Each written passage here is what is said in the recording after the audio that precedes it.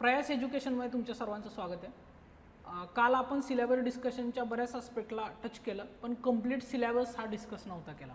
Syllabus काय आहे, किती छोटा सिलेबस आहे सोशलॉजीचा, या गोष्टींना आपण पाहिलं, पण पूर्ण सिलेबस कसा आहे, सिलेबसमध्ये किती पॉईंट्स आहेत, काय हिडन कन्सेप्ट सिलेबसमध्ये आहेत, या सगळ्या घटकांना आज आपण डिस्कस करणार आहे. आता डिस्कशन म्हणजे कंप्लीट डेप्थ नाही, पण प्रत्येक टॉपिकचा एक आयडिया म्हणतो, प्रत्येक टॉपिकमध्ये किती सब टॉपिक्स आहेत, किती डायमेन्शन्समध्ये तो टॉपिक कव्हर झाला आहे, या सगळ्या आस्पेक्टसाठी आज आपण सोशलॉजीचं डिटेल सिलेबस डिस्कशन करणार आहे. तर आता मी दोन्ही जे मीडियम आहेत, इंग्लिश आणि मराठी, या दोन्ही मीडियमचा सिलेबस इथे घेतलेला आहे.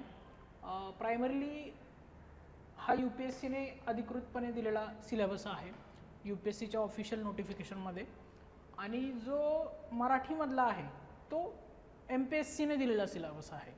म्हणजे ट्रान्सलेशन हे अधिकृत स्वरूपाचं आहे, ऑफिशियल ट्रान्सलेशन आहे हे, त्याच्यामुळे मिनिंगमध्ये प्रॉब्लेम येणार नाही. त्यासाठी पण मी हे असं केलं आहे आणि आपल्याला डिस्कस करायला सोपं जाईल. तर हे जे पहिले 3 टॉपिक तुम्ही बघता, आपण पहिला पेपर 1 डिस्कस करणार आहे. आता या डिस्कशनचं स्वरूप कसं असणार आहे, मी तुम्हाला सिलेबसचे पॉईंटही दाखवेल, त्या पॉईंटबद्दल आपण डिस्कसही करणार आहे. बऱ्याच ठिकाणी मी तुम्हाला आन्सर्ससुद्धा दाखवणार आहे की काय डेप्थ असते त्या टॉपिकची. आन्सर्सवरूनच आपण ती डिस्कस करणार आहे. इवन मराठी मीडियमसाठीचे पण आन्सर्स आपण इथे घेतलेले आहेत. इवन हे पूर्णच थिंकर वाईज आहेत. इवन पहिले टॉपिक जे आहेत आणि सेकंड पेपर आहे, या सगळ्या पेपरचे आपण आन्सर्स इथे काही डिस्कस करणार आहे, त्याच्यावरूनच सिलेबस समजून घेणार आहे. आता हे कंप्लीट आन्सर डिस्कशनचं लेक्चर नाही आहे किंवा क्वेश्चन आन्सरचं लेक्चर नाही आहे, हे सिलेबसचं लेक्चर आहे. त्यामुळे आन्सर्समध्ये काय पॉईंट आहेत, आन्सर्स किती कव्हर झालेत वगैरे, या आस्पेक्टला आपण आज टच नाही करायचं. आज फक्त टॉपिक समजून घेण्यासाठी ते आन्सर्स पाहणार आहे.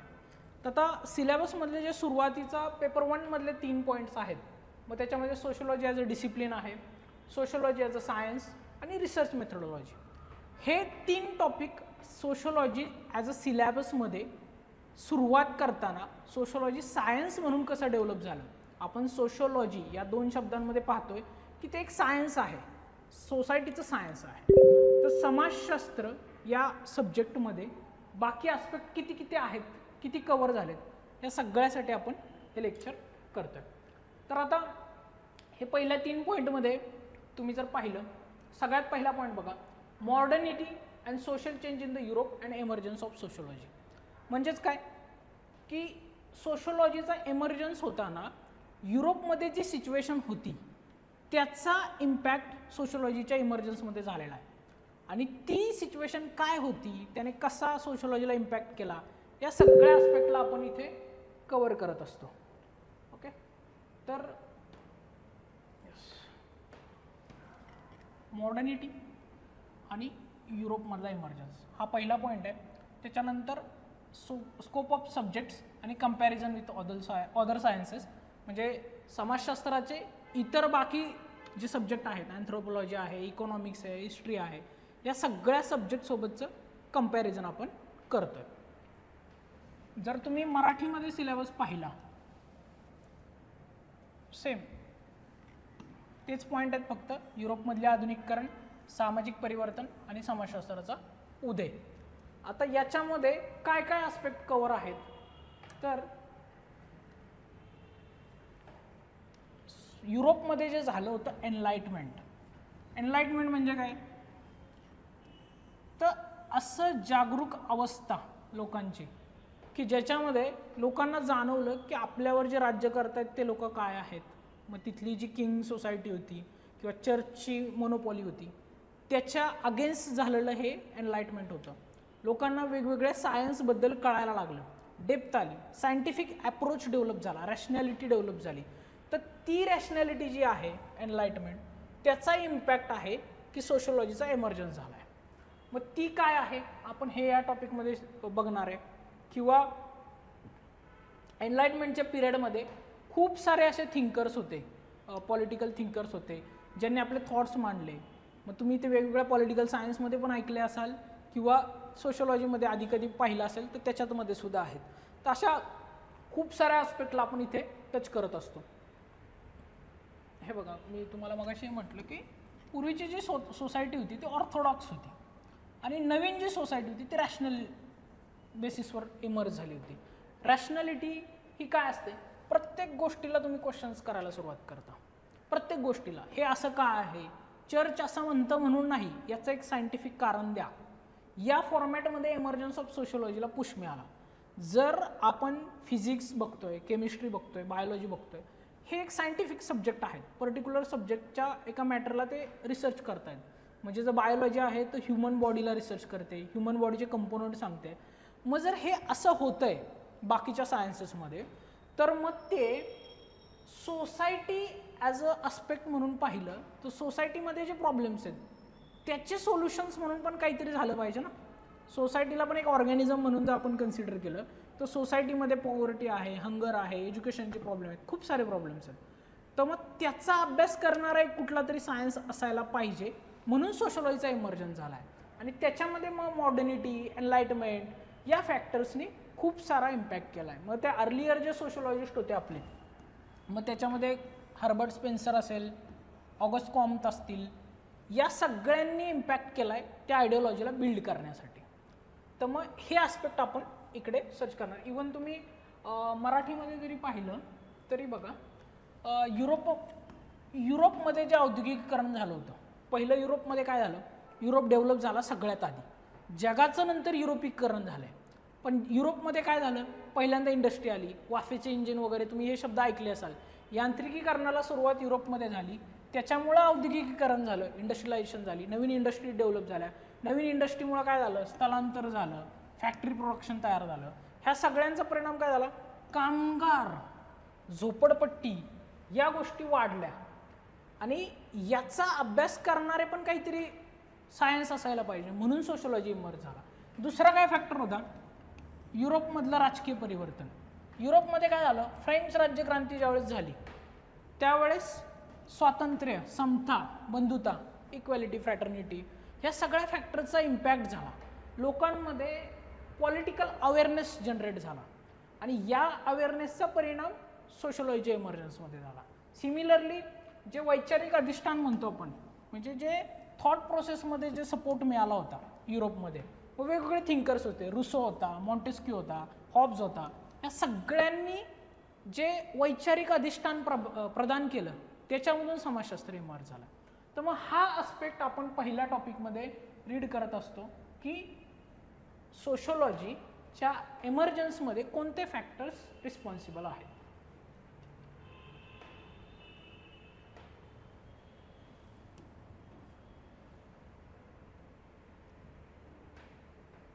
ओके, त्यानंतर बघा दुसरा जो आस्पेक्ट आहे, sociology subject and comparison with other sciences. आता याच्यामध्ये पण मी मगाशी एक डिस्कस केलं होतं.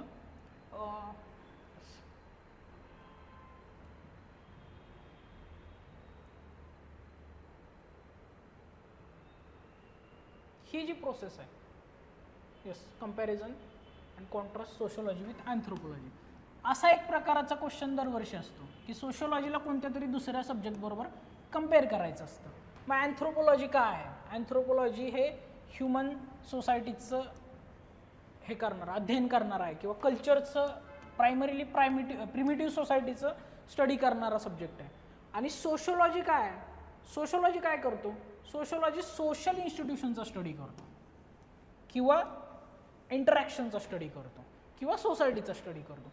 मग हा जो डिफरन्शिएशनचा पार्ट आहे हा प्रत्येक सब्जेक्टसोबत होणार आहे. इकॉनॉमीसोबत असणार आहे, हिस्ट्रीसोबत कंपॅरिझन होणार आहे, पॉलिटिकल सायन्ससोबत कंपॅरिझन होणार आहे.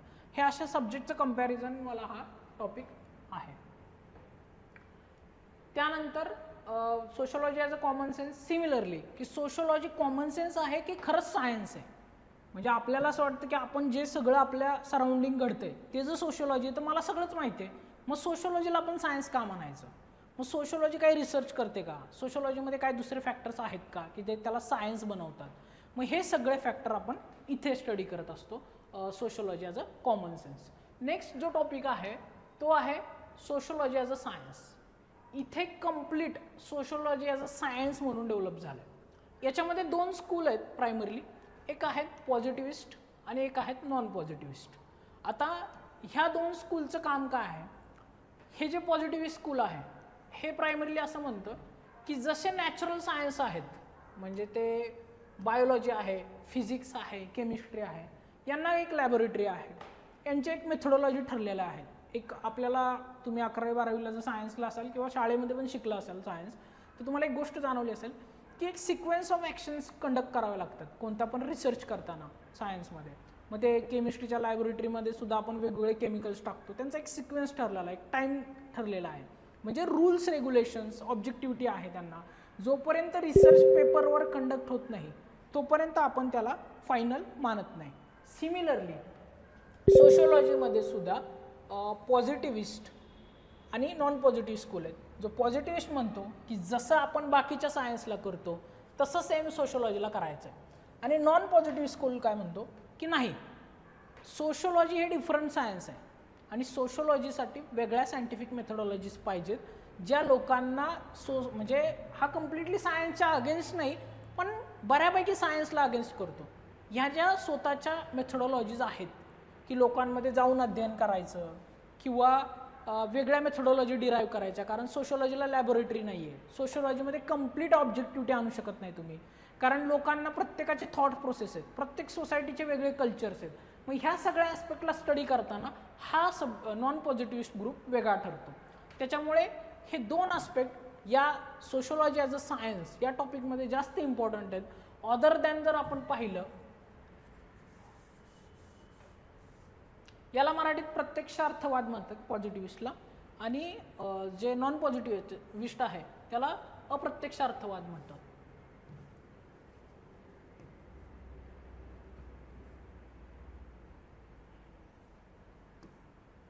ओके, त्याच्यानंतर बघा याच्यामध्ये काय आहे, सायंटिफिक मेथड्स आहेत. वेगवेगळ्या सायंटिफिक मेथड्स कशा आहेत, वेगवेगळे सोशिओलॉजिस्ट कशा प्रकारे वेगवेगळ्या सायंटिफिक मेथड्स डिराईव्ह करतात, याच्याबद्दलचा एक सब्जेक्ट आहे. सोशिओलॉजी ॲज अ सायन्समध्ये जो पहिला आस्पेक्ट आहे तो आहे scientific method and critics.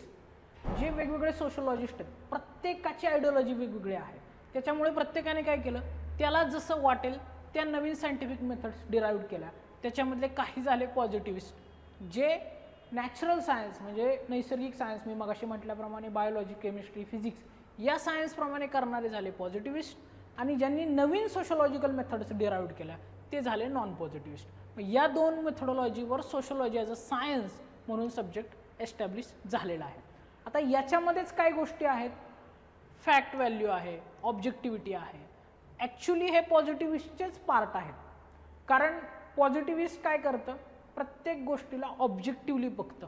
Objectively म्हणजे काय, वस्तुनिष्ठ पद्धतीने बघायचं, की प्रत्येक गोष्टीला एक सायंटिफिक अप्रोच द्यायचा, प्रत्येक गोष्टीला एक ऑब्जेक्ट म्हणून बघायचं. ऑब्जेक्ट जर म्हणून आपण पाहिला तर फॉर एक्झाम्पल हा एक रिमोट माझ्या हातात आहे, याला एक ऑब्जेक्ट म्हणून पाहिलं तर काय होतं, याचं एक निश्चित आकारमान असतं, याला एक फिक्स्ड डायमेन्शन्स असतात, याच्या काही फिजिकल प्रॉपर्टीज असतात. याच्यामुळे काय होतं, जे मी बघणार आहे, ज्या फिजिकल प्रॉपर्टीज मी टच करू शकतो, ज्या मी डिराईव्ह करू शकतो त्याच तुम्ही करू शकता, याला झालं ऑब्जेक्टिव्हिटी म्हणणं. आणि सोशिओलॉजीमध्ये अशी ऑब्जेक्टिव्हिटी कशी डिराईव्ह करायची, याच्यामध्ये डर्खाइम नावाचा जो आपला समाजशास्त्रज्ञ आहे त्याने खूप जास्त काम केलेलं आहे फॅक्ट आणि ऑब्जेक्टिव्हिटीमध्ये. आता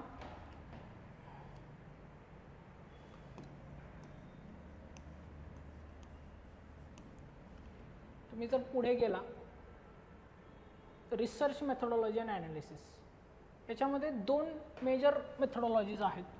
एक येतं क्वांटिटेटिव्ह, दुसरं येतं क्वालिटेटिव्ह मेथड्स, आणि techniques of data collection, variable, sample, hypothesis, reliability, validity. आता हे प्रत्येक फॅक्टर्स काय आहेत, तर पहिली गोष्ट क्वांटिटेटिव्ह म्हणजे काय, जे मोजता येऊ शकतं, जे काउंट करू शकतो आपण, म्हणून ते क्वांटिटेटिव्ह असतं.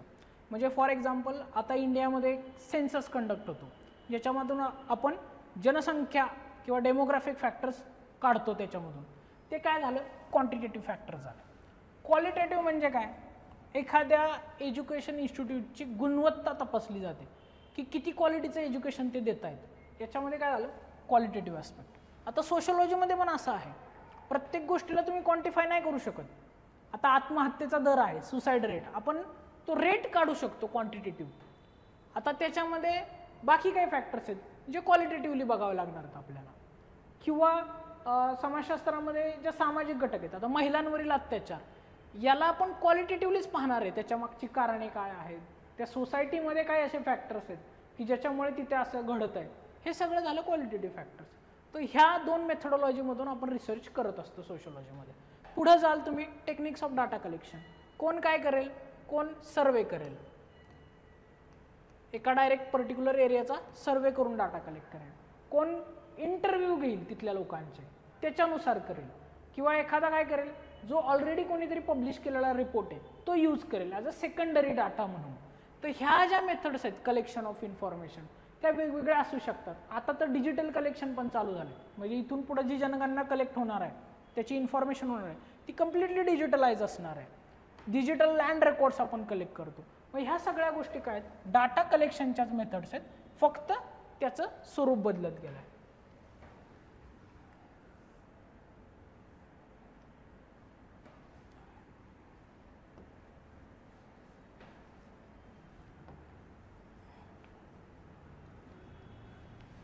सेम मराठीमध्ये पण तेच आहे. मराठीमध्ये आपण जर पाहिलं याच गुणात्मक संख्यात्मक जे क्वालिटेटिव्ह क्वांटिटेटिव्हचं नाव होतं ते तथ्य संकलन, चल, नमुना, गृहीतकृत्य, विश्वसनीयता, वैधता. आता हे जे फॅक्टर्स आहेत ना, चल, नमुना, गृहीतकृत्य, विश्वसनीयता, हे काय असतं, तुमचं सायंटिफिक रिसर्च किती सायंटिफिक आहे हे चेक करण्याच्या मेथडॉलॉजीचं. म्हणजे चल, ज्याला इंग्लिशमध्ये आपण व्हेरिएबल्स म्हणतो. व्हेरिएबल्स काय आहेत, दोन घटक आहेत, दोन एकमेकांना लिंकेज आहेत. जर मी एक वाढवला तर एकावर परिणाम होतो, किंवा एक कमी केला तर एकावर परिणाम होतो, म्हणजे व्हेरिएशन्स घडत आहेत, त्यावेळेस व्हेरिएबल्स तयार होतात. फॉर एक्झाम्पल, मी जर एखाद्या सोसायटीमध्ये दारिद्र्य कमी केलं तर काय होणार आहे, शिक्षणाची गुणवत्ता वाढणार आहे, नोकरी वाढणार आहे तिथल्या लोकांची, ओके, राहणीमान सुधारणार आहे. त्यामुळे हे असतात व्हेरिएबल्स. एक चेंज केलं तर एकावर परिणाम होतो, आणि हे प्रत्येक ठिकाणी वेगळे असतात, प्रत्येक काळानुसार बदलतात. व्हेरिएबल्स हा थोडक्यात असाच आहे. आपण प्रॉपर ज्यावेळेस टॉपिक डिस्कस करू त्यावेळेस मी त्याचे डिटेल्स सांगेलच तुम्हाला. आता नमुना पद्धत म्हणजे काय, सॅम्पल मेथड असते. काही सॅम्पल्स आपण जे काढतो सॅम्पलिंग, त्या सॅम्पलिंगचे काही मेथड्स असतात. आता फॉर एक्झाम्पल तुमच्यासमोर एक बॉक्स दिला मी, आणि बॉक्समध्ये वेगवेगळे असे कलरचे बॉल्स असतील किंवा काही अशी फुलं वगैरे असतील, तर तुम्ही त्याच्यातून ते कसं काढताय. पहिलं समज काही जण फक्त बॉल काढतील, काही जण फुलं बॉल एकत्र काढतील. ही जी पद्धत आहे त्यानुसार सॅम्पलिंगच्या पद्धती बदलतात. आता सोशोलॉजीमध्ये सॅम्पलिंग नक्की काय, तर आता तुम्हाला ते दाखवतो मी.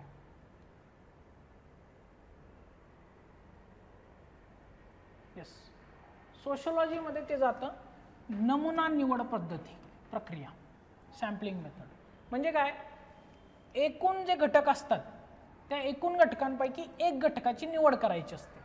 तो ॲज अ रिप्रेझेंटेटिव्ह असतो त्या बाकीच्या सगळ्या घटकांचा. आता मला एखाद्या आदिवासी समुदायाचा अभ्यास करायचा, मी प्रत्येक घराचा अभ्यास नाही करणार, त्या संपूर्ण आदिवासी कुटुंबांपैकी एक कुटुंब निवडणार. मग ते मी ज्या पद्धतीनं निवडतो त्याला नमुना निवड पद्धती किंवा सॅम्पलिंग प्रक्रिया म्हणतात. आता याचे पण प्रकार आहेत सॅम्पलिंगचे. काय आहेत, तर फर्स्ट येतं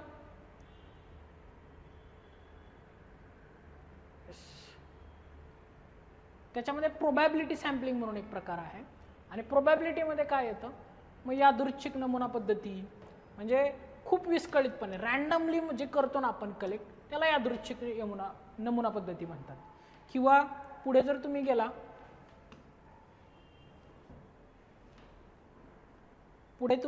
तर स्तरित नमुना पद्धती असते. आता वेगवेगळ्या घटकांचे स्तर केले जातात. फॉर एक्झाम्पल, पुरुष, स्त्री आणि तृतीयपंथी हे 3 स्तर आहेत लिंग विभाजनाचे किंवा जेंडरचे. तर मी काय करेल, काही मेल सिलेक्ट करेल, काही फिमेल सिलेक्ट करेल आणि काही तृतीयपंथी सिलेक्ट करेल. म्हणजे काय केलं आपण, म्हणजे आपण केलं 3 स्तरांमध्ये डिवाइड केलं सोसायटीला, आणि त्या 3 स्तरांमधून एक एक फॅक्टर आपण काढला, ज्याला म्हणतात स्तरीकरणाची पद्धत. इथली स्तरित नमुना पद्धती म्हणतात. त्यानंतर येते क्लस्टर.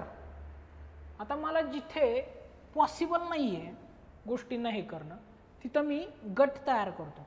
खूप आता भारताचं पूर्ण मला अध्ययन करायचं आहे, तर मी काय करेल, मी संपूर्ण भारताचं अध्ययन करण्याऐवजी राजस्थानमधून काही गट कलेक्ट करेल, काही महाराष्ट्रातून करेल, काही मध्य प्रदेशमधून करेल. हे झाले क्लस्टर. एका क्लस्टरला कन्सिडर केलं मी आणि तिथले मी नमुना उचलले. मग या पद्धतीनुसार ते बदलत राहतं. तर अशा काही सायंटिफिक पद्धतीने हा सोशोलॉजी ॲज अ सायन्स म्हणून डेव्हलप झाला आहे.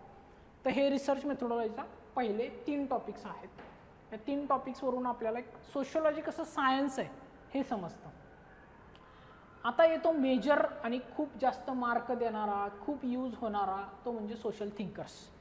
सामाजिक विचारवंत किंवा समाजशास्त्रीय विचारवंत काय विचार करतात, त्यांनी काय आयडिओलॉजी दिली आहे, काय मेथड्स दिल्या आहेत, काय मेथडॉलॉजी डिराईव्ह केली, याच्यानुसार या प्रत्येकाचा डिव्हिजन झाला आहे आणि प्रत्येकाच्या थेरीज या समोर आहेत. म्हणजे आता मी जर कार्ल मार्क्स स्टडी करत असेल तर हिस्टॉरिकल मटेरियलिझम, ऐतिहासिक भौतिकवाद, तो येतो. त्याच्यानंतर त्याचा येतं mode of production, alienation, class struggle. आता हे काय आहेत फॅक्टर, तुम्ही याला जर मराठीमध्ये बघितलं, ऐतिहासिक भौतिकवाद, मोड ऑफ प्रोडक्शन म्हणजे उत्पादनाच्या पद्धती, प्रणाली म्हणतो आपण त्याला, एलिनेशन म्हणजे परात्मीकरण आणि क्लास स्ट्रगल म्हणजे वर्गसंघर्ष. तुम्ही बऱ्याचदा मार्क्स हा आस्पेक्ट कशा हिशोबाने पाहिला आहे की कुठेतरी मार्क्सवादी चळवळी होतात, एखादा पक्ष असतो मार्क्सवादी विचारसरणीचा, कम्युनिस्ट पक्ष असतात, काही नक्षलवादी चळवळींबद्दल पण तुम्ही ऐकलं असेल की जे मार्क्स प्रेरित असतात. त्यांचं काय म्हणणं असतं की समाजामध्ये 2 वर्ग आहेत. बेसिकली या सगळ्या थेरीज आहेत ना, 4च्या 4, 5 थेरी, ह्या सगळ्या एकच आस्पेक्ट भोवती उभ्या राहिल्यात. त्या म्हणजे समाजामध्ये 2 वर्ग आहेत. एक वर्ग आहे ज्याला त्यांनी आहेरे वर्ग म्हटलंय, ज्याला आपण तो हॅव्ज म्हणतो, हॅव्ज. आणि एक आहे हॅव नॉट्स म्हणजे नाहीरे वर्ग. आता आहेरे नाहीरे का, यांच्याकडे काय आहे म्हणून ते आहेत, कारण यांच्याकडे भांडवल आहे, कॅपिटल आहे आणि कॅपिटलची ओनरशिप यांच्याकडे आहे सगळ्या. म्हणजे जे उद्योगधंदे आहेत, आता आपल्याकडे बघा अंबानी, अदानी, हे सगळे जे परिवार आहेत मोठे, ते कशात येतात, ते आहेरे गटामध्ये येतात. आणि नाहीरे म्हणजे काय, जो दारिद्र्याचा समाज आहे, ज्याच्याकडे उत्पादनाचं स्वतःचं काहीच साधन नाही आहे, तो काय करतो, फक्त आपली मजुरी देतो आणि त्या मजुरीच्या जीवावर कमवतो. म्हणजे एखाद्या कारखान्यात जाणारा कामगार आहे, तर तो काय त्या कारखान्याचा मालक नाही आहे, तो तिथे काम करणारा व्यक्ती आहे. तर तो काय करतो, तो त्याचं सगळं जे लेबर आहे, ह्युमन लेबर, तो तिथं देतो, त्याच्यातून त्याला अर्निंग होतं. म्हणून तो हॅव नॉट गटामध्ये येतो, ज्याच्याकडे स्वतःचं असं काहीच नाही, भांडवलावर अधिकार नाही, त्या भांडवलातून जे माल तयार होतो. म्हणजे कधी पाहिले का तुम्ही, मर्सिडीज कंपनीमध्ये काम करणारा प्रत्येक कामगाराकडे मर्सिडीज आहे का, नाही आहे. का नाही आहे, कारण तो ते उत्पादन जे तयार करतोय, जे प्रोडक्ट तयार करतोय, त्या प्रोडक्टची ओनरशिप त्याची स्वतःची नाही आहे, ती त्या ओनरची आहे, ज्याची ती मर्सिडीज कंपनी. सो मग ह्या 2 फॅक्टर भोवतीच मार्क्स कम्प्लिटली फिरतो आणि त्याच्या वेगवेगळ्या थेरीज तो देतो. मग आता थेरीजमध्ये जर तुम्ही बघाल, 1 मिनटं फक्त, थेरीजमध्ये जर तुम्ही बघाल तर पहिली जी थेरी आहे हिस्टॉरिकल मटेरियलिझम, ती ह्युमन सोसायटीचा एका सिक्वेन्सपासून दुसऱ्या सिक्वेन्समध्ये कसं डेव्हलपमेंट झालं ते दाखवते. मी तुम्हाला दाखवत होते.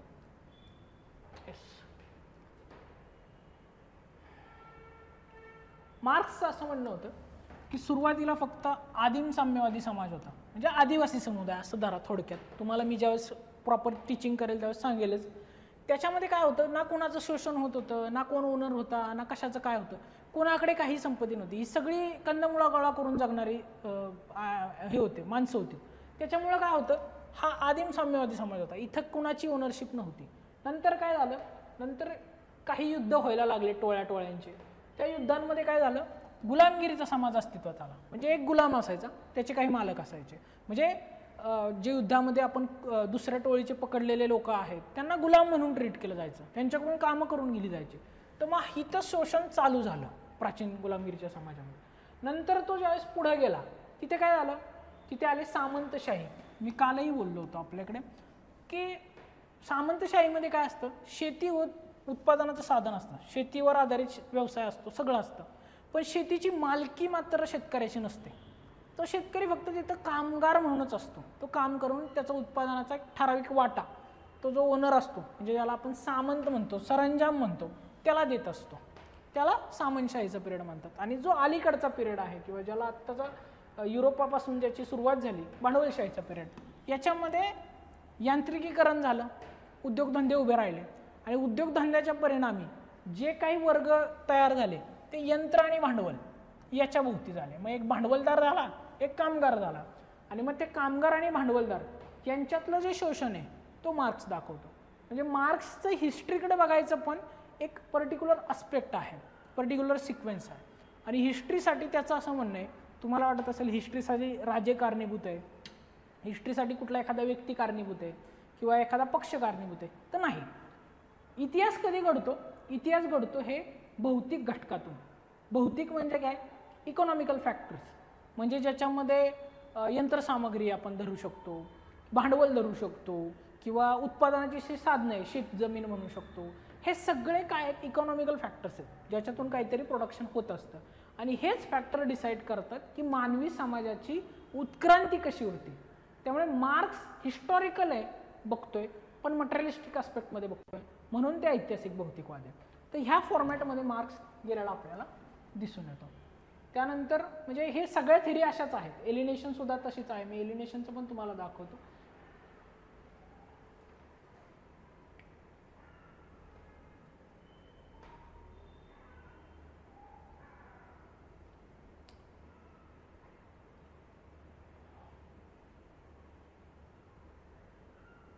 ओके, कॉमन सेन्सबद्दल आपण मगाशी बोललो होतो, त्याच्याबद्दलचे पण आस्पेक्ट आहे की सोशलॉजी आणि कॉमन सेन्स कसं वेगवेगळं आहे, सोशलॉजी काय करतं कॉमन सेन्सच्या बाबतीत.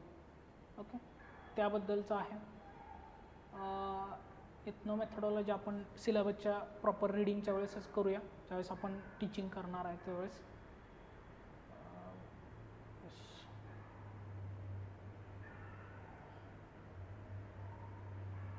थोडं लेंदी आहे हे. येस, हां, आता हा मार्क्स हिस्टॉरिकल मटेरियलिझम आपण मगाशी पण बघितलं. प्रिमिटिव्ह कम्युनलिझम जे होतं त्याबद्दल बोललो.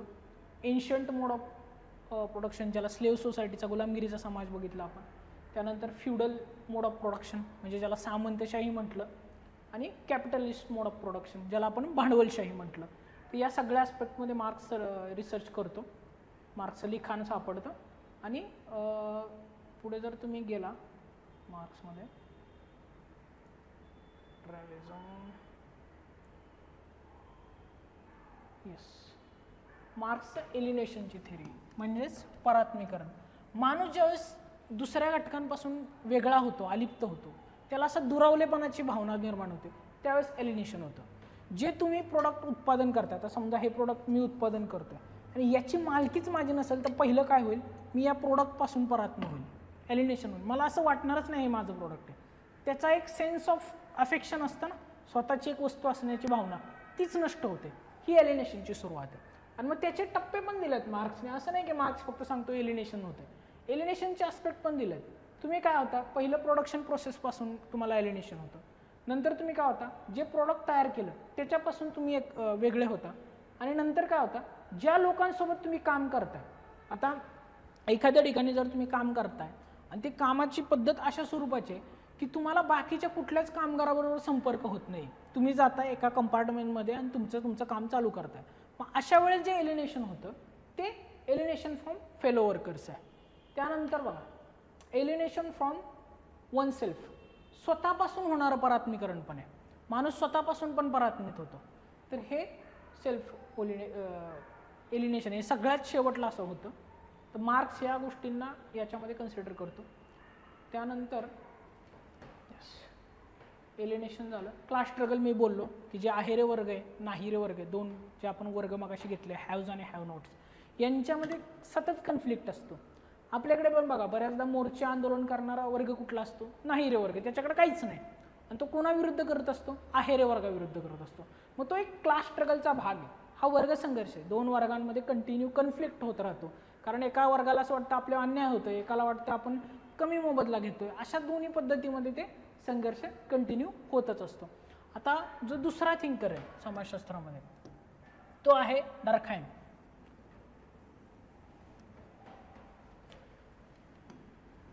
इमाल डर्कहाइम. डर्कहाइम काय करतो, डर्कहाइम सोशोलॉजीचं सायंटिफिक वेने अध्ययन करतो. म्हणजे जे मगाशी आपण पॉझिटिव्हिस्ट आस्पेक्ट बघितला होता तो डर्कहाइमचा आहे.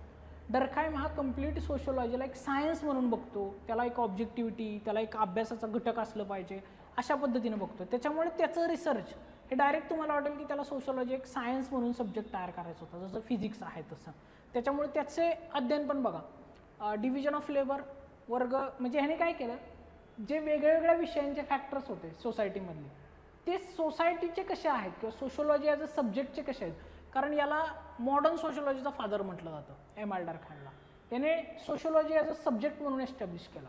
त्याच्यामुळं काय झालं, त्याचं अध्ययन बघा, त्याने आहे ना जे जे फॅक्टर्स तुम्ही सोसायटीचे म्हणत नव्हता किंवा सोशोलॉजीचे म्हणत नव्हता त्या फॅक्टर्सला सोशोलॉजी कसं म्हणता येईल म्हणून दाखवलं.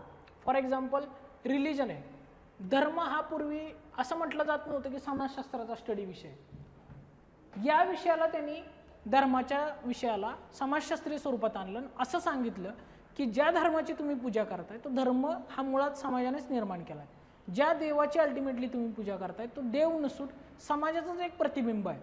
त्यामुळे डर्कहाइमचे विचार खूप वेगळे आहेत, युनिक आहे. सुसाईड, आत्महत्या काय म्हटलं जायचं, मानसिक रोग आहे, त्याने सांगितलं समाजशास्त्रीय संकल्पना आहे. समाजशास्त्रामुळे सुसाईड होत असतात, समाजशास्त्रीय घटकांमुळे सुसाईड होत असतात, ते त्यांनी सिद्ध करून दाखवलं. त्यानंतर डिव्हिजन ऑफ लेबर, जे आपलं काम आहे ते काम कसं असतं. आता पूर्ण समजा मी तुम्हाला सांगितलं एक मोटरसायकल तयार करायची, तुम्ही एकटं करू शकता का ती मोटरसायकल तयार, नाही करू शकत. तुम्हाला एक मेकॅनिकल लागणार आहे, ज्याचं नॉलेज समजा तुम्हाला नसेल तर तुम्हाला एक दुसरा टायर बनवणारा लागणार आहे, दुसरा सीट बनवणारा लागणार आहे. मग हे प्रत्येक कामाचं विभाजन तुम्हाला करावं लागणार आहे. तेच डिव्हिजन ऑफ लेबर मार्क्स जे इकॉनॉमिकल होतं, याला इकॉनॉमिकल म्हणतो ना आपण, हे सगळं इकॉनॉमिकची पार्ट झाला, त्याला मार्क्सने सोसायटीमध्ये सोशोलॉजिकल अँगलने सांगितलं आणि सोसायटी कसं त्याच्या कामाचं डिव्हिजन करते हे सांगितलं.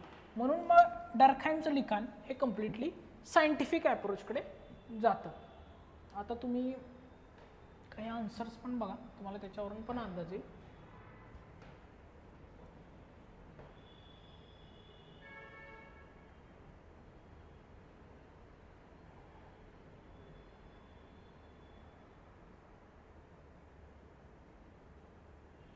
हे मार्क्सचं आहे एलिनेशनचं, आपण मगाशीच पाहिलं. हां, सुसाईड, जे मगाशी बोललो सुसाईड डर्कहाइमचं. डर्कहाइमने काय केलं, सुसाईडला सामाजिक तथ्य म्हणून मांडलं, सोशल फॅक्ट, आणि त्याची कारणं दिली की काय आहे सुसाईड. सुसाईड म्हणजे फक्त हे नाही की व्यक्तीनं केलेलं डायरेक्ट आत्महत्या, एखाद्या बिल्डिंगवरनं उडी मारली तर ना. त्याचं असं म्हणणं आहे की आत्महत्या म्हणजे काय, व्यक्तीने स्वतः काय केलं, सकारात्मक आणि नकारात्मक कृत्य केलं तरी ती आत्महत्या झाली. म्हणजे एखाद्याने समजा सीमेवर जाऊन लोकांचं रक्षण केलं, सैन्य दलात जाऊन, आणि तो तिथे मेला तर ती आत्महत्या आहे, तो वीरमरण वगैरे असं काही नाही. आता ह्याचं का आस्पेक्ट आहे याच्यामध्ये, डर्कहाइमला काय म्हणणं आहे की त्याला माहिती होतं ना तो काय करतोय, त्याची ती सकारात्मक कृती होती, पॉझिटिव्ह ॲक्शन होती त्याची, किंवा निगेटिव्ह ॲक्शन. एखाद्याने नैराश्यात येऊन बिल्डिंगवरनं सुसाईड केलं तरीसुद्धा ते सुसाईडच आहे. मग डर्कहाइम अशा वेगळ्या पद्धतीनं सुसाईडकडे बघतो. त्याने त्याचं वर्गीकरण पण केलं की सुसाईडच्या टाईप्स किती असल्या पाहिजेत, सुसाईडमध्ये काय काय येतं. त्यामुळे डर्कहाइम हा पूर्णपणे वेगळा ठरतो का.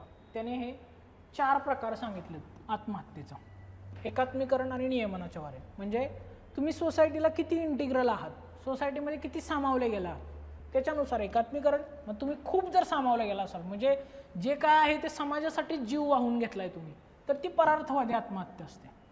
म्हणजे आता एखादा सैनिक वारला तर ते काय असेल, परार्थवादी, कारण तो समाजासाठी आत्महत्या केली त्याने. एखादा जर कमी एकात्मीकरण असेल, म्हणजे त्याचा समाजाचा संबंधच नसेल, स्वतःला कोंडून घेतला असेल एका ठिकाणी, जसं की सुशांत सिंग राजपूतने आत्महत्या केली होती कोविडच्या पिरियडमध्ये, ती झाली अहमवादी आत्महत्या, इगोइस्टिक सुसाईड.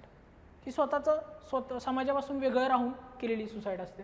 नियमन म्हणजे समाजाने कंट्रोल किती ठेवला आहे तुमच्यावर, त्यानुसार जर तुम्ही आत्महत्या करत असाल तर एक जास्त असते प्रारब्धवादी, की तुम्हाला इतकं कंट्रोल असतो समाजाचं, म्हणजे आता तुरुंगात असणारे कैदी हे काय सगळे कंट्रोलमध्ये, त्यांनी काय खावं काय प्यावं सगळं समाज ठरवतो. त्यांनी ज्यावेळेस आत्महत्या केली ती झाली प्रारब्धवादी. आणि जर समाजाने काहीच कंट्रोल नाही ठेवला, सगळ्यांना मोकाट सोडलं, तुम्हाला काय करायचं ते करा, माणूस ह्या सगळ्या बदलत्या परिस्थितीला तेवढा इझिली मॅच करत नाही आणि त्यावेळेस जी सुसाईड होते ती प्रमाणक शून्य सुसाईड असते, नॉर्मलेसनेस. मग ह्या सगळ्या पद्धतीने डर्कहाइम पाहतो संपूर्ण सोशोलॉजीला. म्हणजे आता ह्या एका टॉपिकवरनं तुम्हाला कळले असेल की बाकीच्या टॉपिकमध्ये त्यांनी किती वेगवेगळ्या प्रकारे गोष्टी सांगितलेल्या आहेत. हे जर तुम्ही पुढे याला गेले, मॅक्स वेबरला गेले, मॅक्स वेबर काय करतो, मॅक्स वेबर म्हणतो ना, तुम्ही फक्त समाजशास्त्राला पूर्णपणे नैसर्गिक शास्त्राप्रमाणे किंवा नॅचरल सायन्सप्रमाणे सायन्सही मानू नका आणि पूर्णपणे समाजशास्त्रही मानू नका, तुम्ही मधला मार्ग घ्या. आणि तो मधला मार्ग काय, समाजशास्त्रासाठी वेगळ्या सायंटिफिक मेथड्स डिराईव्ह करा. आणि हाच खरा प्रेरणास्थान ठरतो मॅक्स वेबर बाकीच्यांसाठी, ज्याला आपण नॉन पॉझिटिव्हिस्ट म्हणतो, की ज्यांनी वेगळ्या सोशोलॉजिकल मेथड्स डिराईव्ह केल्या. म्हणून हा मॅक्स वेबर या सगळ्यांचा जनक आहे. आता याने काय केलं, याने सांगितलं की सोशोलॉजीचं अध्ययन जे करतोय ना आपण, त्याला काही मेथडॉलॉजी आपण तयार करूया. आणि ती मेथडॉलॉजी कशी असली पाहिजे, तर ती सोशल ॲक्शन्सवर बेस असली पाहिजे.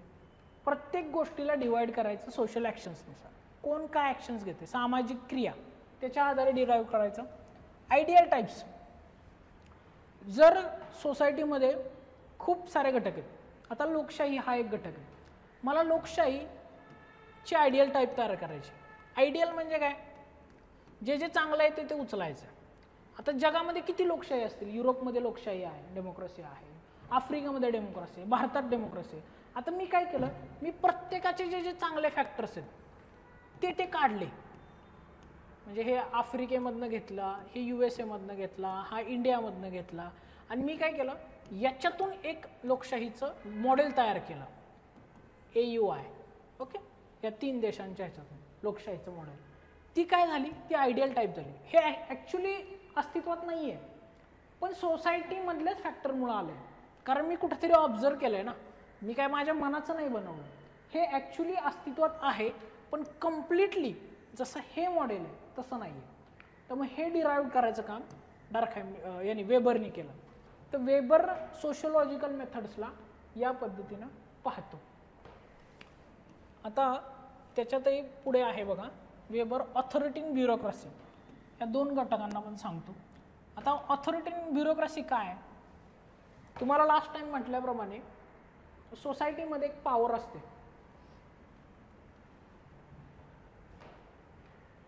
जी पॉवर एकतर लोकांनी ॲक्सेप्ट केली तर ती काय होते, ती ऑथॉरिटी होते. जर ती लोकांनी ॲक्सेप्ट नाही केली तर ती पॉवर राहते.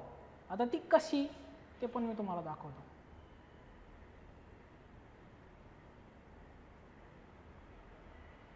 Okay,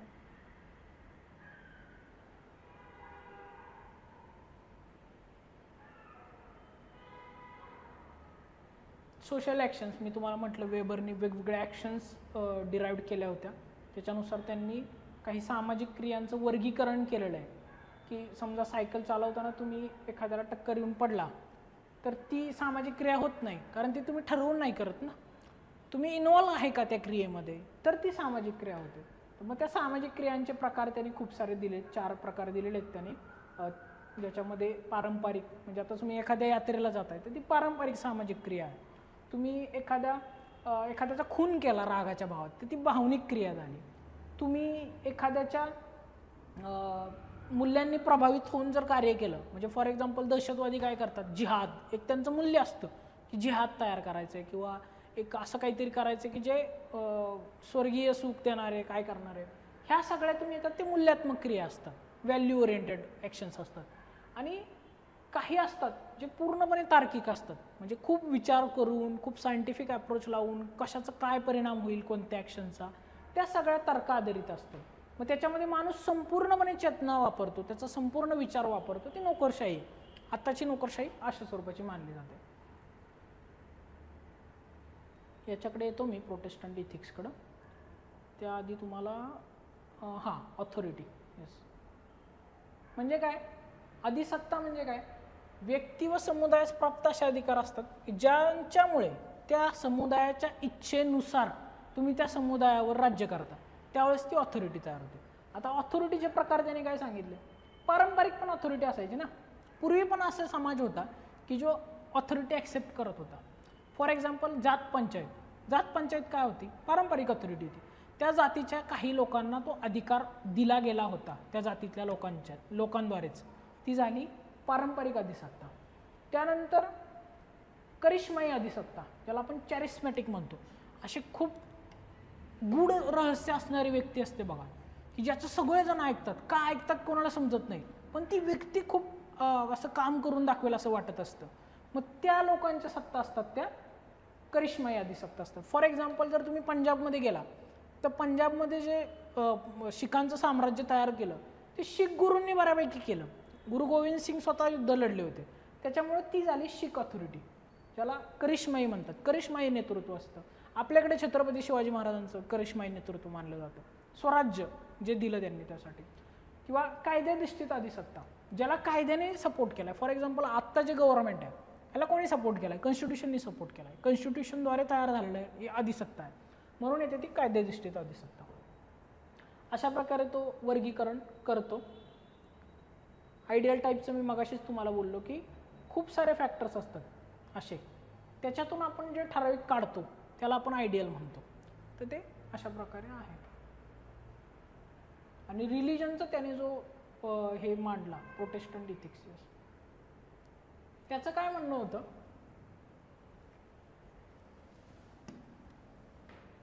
Protestant ethics and spirit of capitalism. मुळात जो कॅपिटलिस्ट वर्ग तयार झाला आहे किंवा कॅपिटलिस्ट संस्कृती तयार झाली, ती कशामुळे तयार झाली, तर त्याला धर्माने सपोर्ट केला आहे म्हणून तयार झाली. त्याच्या असं डोक्यात होतं की जगात भरपूर धर्म आहेत, पण प्रत्येक धर्म तुम्ही व्यावसायिक व्हा म्हणून प्रेरणा देत नाही. फक्त असेच काही किरकोळ धर्म आहेत की जे लोकांना व्यावसायिक होण्यासाठी किंवा भांडवलशाहीमध्ये सपोर्ट करण्यासाठी मदत करतात. मग तो कोणता धर्म आहे, तर त्याने तो कॅल्विनिस्ट इथिक्स, म्हणजे ख्रिश्चन धर्माचाच एक उपपंथ म्हणू शकतो आपण, त्याच्यामध्ये तो कॅल्विनिस्ट इथिक्स, त्याचं त्याने अध्ययन केलं. आणि त्याच्यामध्ये त्याने असं सांगितलं की एक मिनिट, प्रोटेस्टंट धर्मामध्ये असे काही घटक आहेत की ज्या घटकांच्या प्रेरणांमुळे लोक हे होतात, भांडवलशाहीकडे जातात. मग ती प्रेरणा काय, एकतर प्रोटेस्टंट धर्माने काय सांगितलं की तुमचं सगळं आधीच निश्चित झालं आहे, तुमच्या आयुष्यात जे घडणार आहे ते आधीच निश्चित आहे. मग लोक काय करायला लागली, लोक मेहनत घ्यायला लागली या गोष्टीसाठी की आपल्याला प्रूव्ह करायचं की आपण काय करू शकतो. ईश्वराने विश्वाची निर्मिती केली, तर आता ईश्वराने विश्वाची निर्मिती करताना कशासाठी केली, त्याला स्वतःचा गौरव घडवून आणायचा होता, असं प्रोटेस्टंट इथिक्स म्हणतं. आणि त्या प्रोटेस्टंट इथिक्सनुसार की जर लोकांना असं दाखवायचं की आपण सुद्धा ईश्वराचा गौरव करतो, तर तुम्ही जास्तीत जास्त संपत्ती उभी करा, जास्तीत जास्त स्ट्रक्चर उभे करा मोठमोठे. मग US तुम्ही बघाल बऱ्यापैकी स्टॅच्यू ऑफ लिबर्टी आहे, खूप सारे असे मोठे मोठे इमारती उभ्या केल्या गेल्या, हे दाखवण्यासाठी की आपली निवड ही देवाने केलेली आहे. आणि ती करताना जे फॅक्टर्स केले, जसं की संपत्ती वाढवणे, संपत्तीला कुठे पण कशा पण प्रकारे खर्च न करणे, हे सगळे फॅक्टर्स अल्टिमेटली कशाला सपोर्ट करतात, भांडवलशाहीला सपोर्ट करतात. भांडवलशाहीमध्ये पण हेच करायचं असतं ना, मोठमोठे स्ट्रक्चर्स उभे करायचे असतात, मोठमोठ्या इमारती, यांत्रिकीकरण घडवून आणायचं असतं. आणि त्याचबरोबर काय करायचं असतं, संपत्तीसुद्धा संचयन करून ठेवायची असते. मग या सगळ्या फॅक्टरचा परिणाम काय झाला, इथला समाज हा भांडवलशाही झाला. म्हणून ते त्याने कोरिलेशन दिलं होतं. बऱ्याच जणांनी त्याच्यावर टीकासुद्धा केली की असं नाही आहे, भांडवलशाही खूप पूर्वीपासून पण अस्तित्वात होती. मग त्या सगळ्या फॅक्टर्सवर आपण त्या टॉपिकमध्ये चर्चा करणार आहे. त्यानंतर तो टॅलकट पार्सन्सने काय केलं, एक भव्य सिस्टीम उभी केली.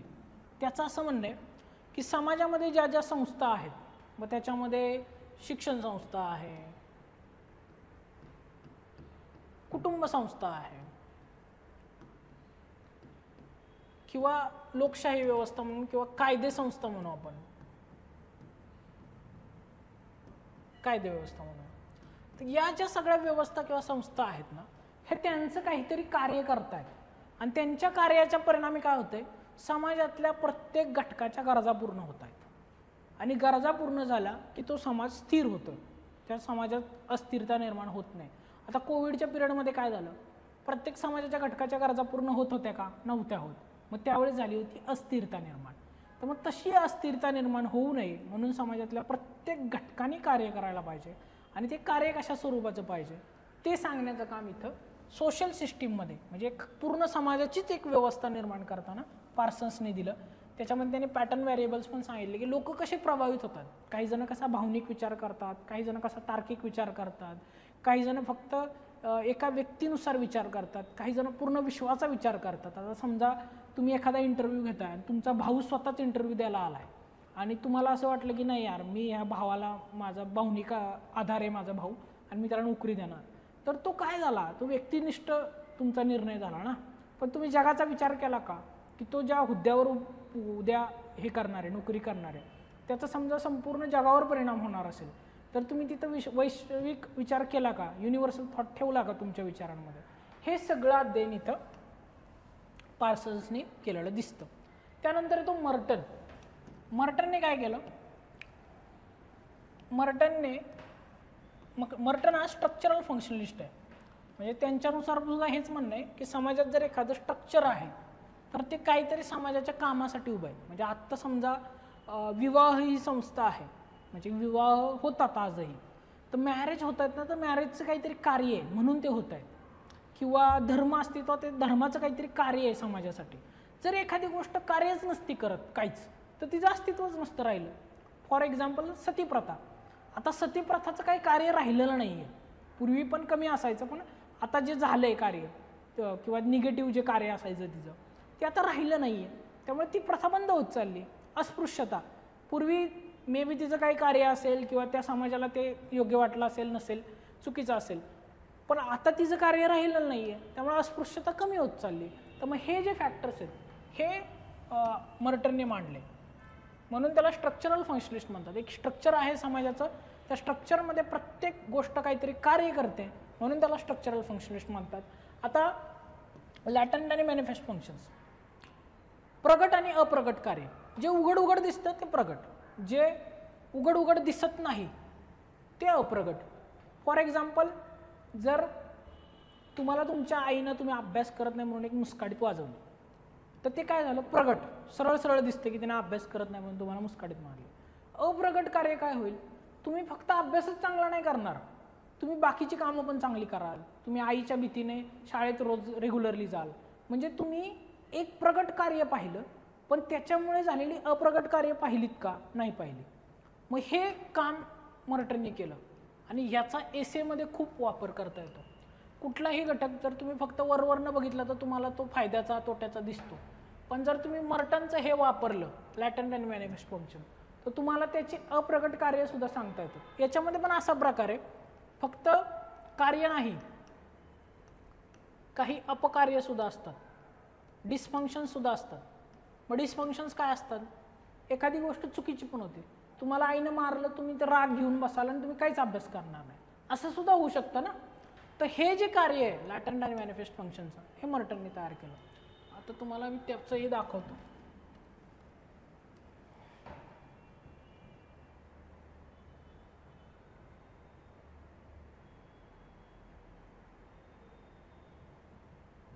आपण वेबरचं पाहिलेलंच आहे.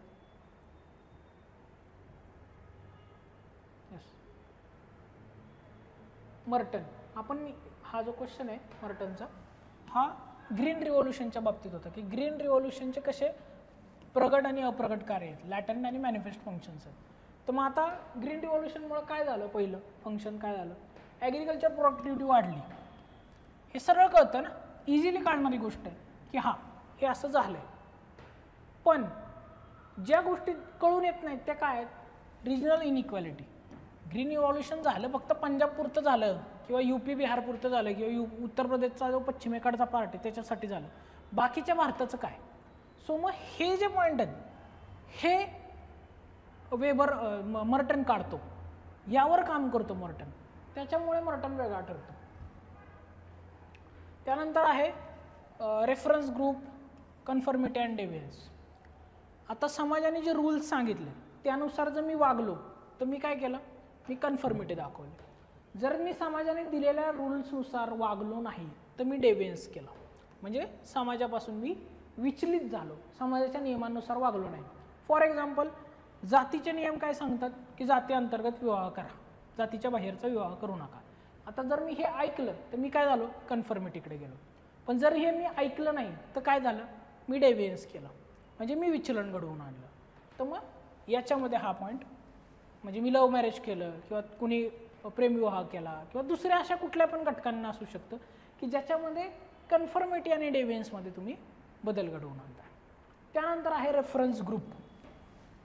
तुम्ही कोणाला रेफरन्स मागता तुमचं. आता फॉर एक्झाम्पल, तुम्ही या क्षेत्रामध्ये आलाय तर तुम्ही एखाद्या IAS ऑफिसरला तुमचा रेफरन्स मानत असाल, एखाद्या पॉलिटिशियन्समुळे तुम्ही प्रभावित झाला असाल किंवा एखाद्या सामाजिक कार्यकर्त्यामुळे तुम्ही प्रभावित झाला असाल. तुमच्या डोक्यात काय असतं, ह्यांच्यासारखं व्हायचं. समजा तुम्ही काही लबासनाचे फोटो बघत असाल जे IAS ट्रेनिंगसाठी जातात त्यांचे, तर एक काय वाटतं की या ग्रुपचा पण मी भाग असलो पाहिजे, या ग्रुपसारखं मला व्हायचं आहे. हे रेफरन्स ग्रुप. हे रेफरन्स ग्रुप मर्टन सोशोलॉजिकल कॉन्टेक्स्टमध्ये कसं सांगतो हे आपण पुढे बघणार आहे.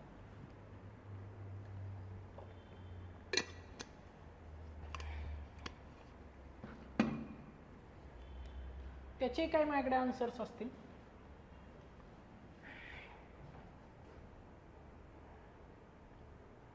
ऑथॉरिटीबद्दल आपण बोललोच आहे.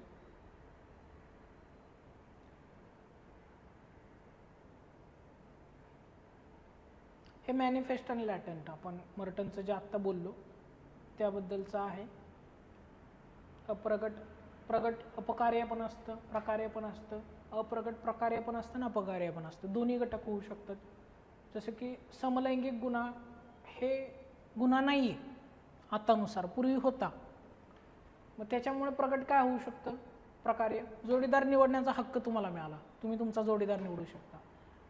अपकार्य काय होऊ शकतं, जे जुन्या विचारांची लोक आहेत, पुराणमतवादी विचारांची लोक आहेत, त्यांच्याकडून विरोध होऊ शकतो या गोष्टीला. मग प्रत्येक ॲक्शनचं असंच असतं, काही प्रकार्य असतं, काही अपकार्य असतं. याच्यावर ते मर्टनने पूर्ण भाष्य केलेलं. आपण ज्यावेळेस पूर्णपणे हे करू, पूर्णपणे सिलेबस पाहू, ज्यावेळेस टीचिंग करू, त्यावेळेस मी तुम्हाला ह्या गोष्टी सांगेनच.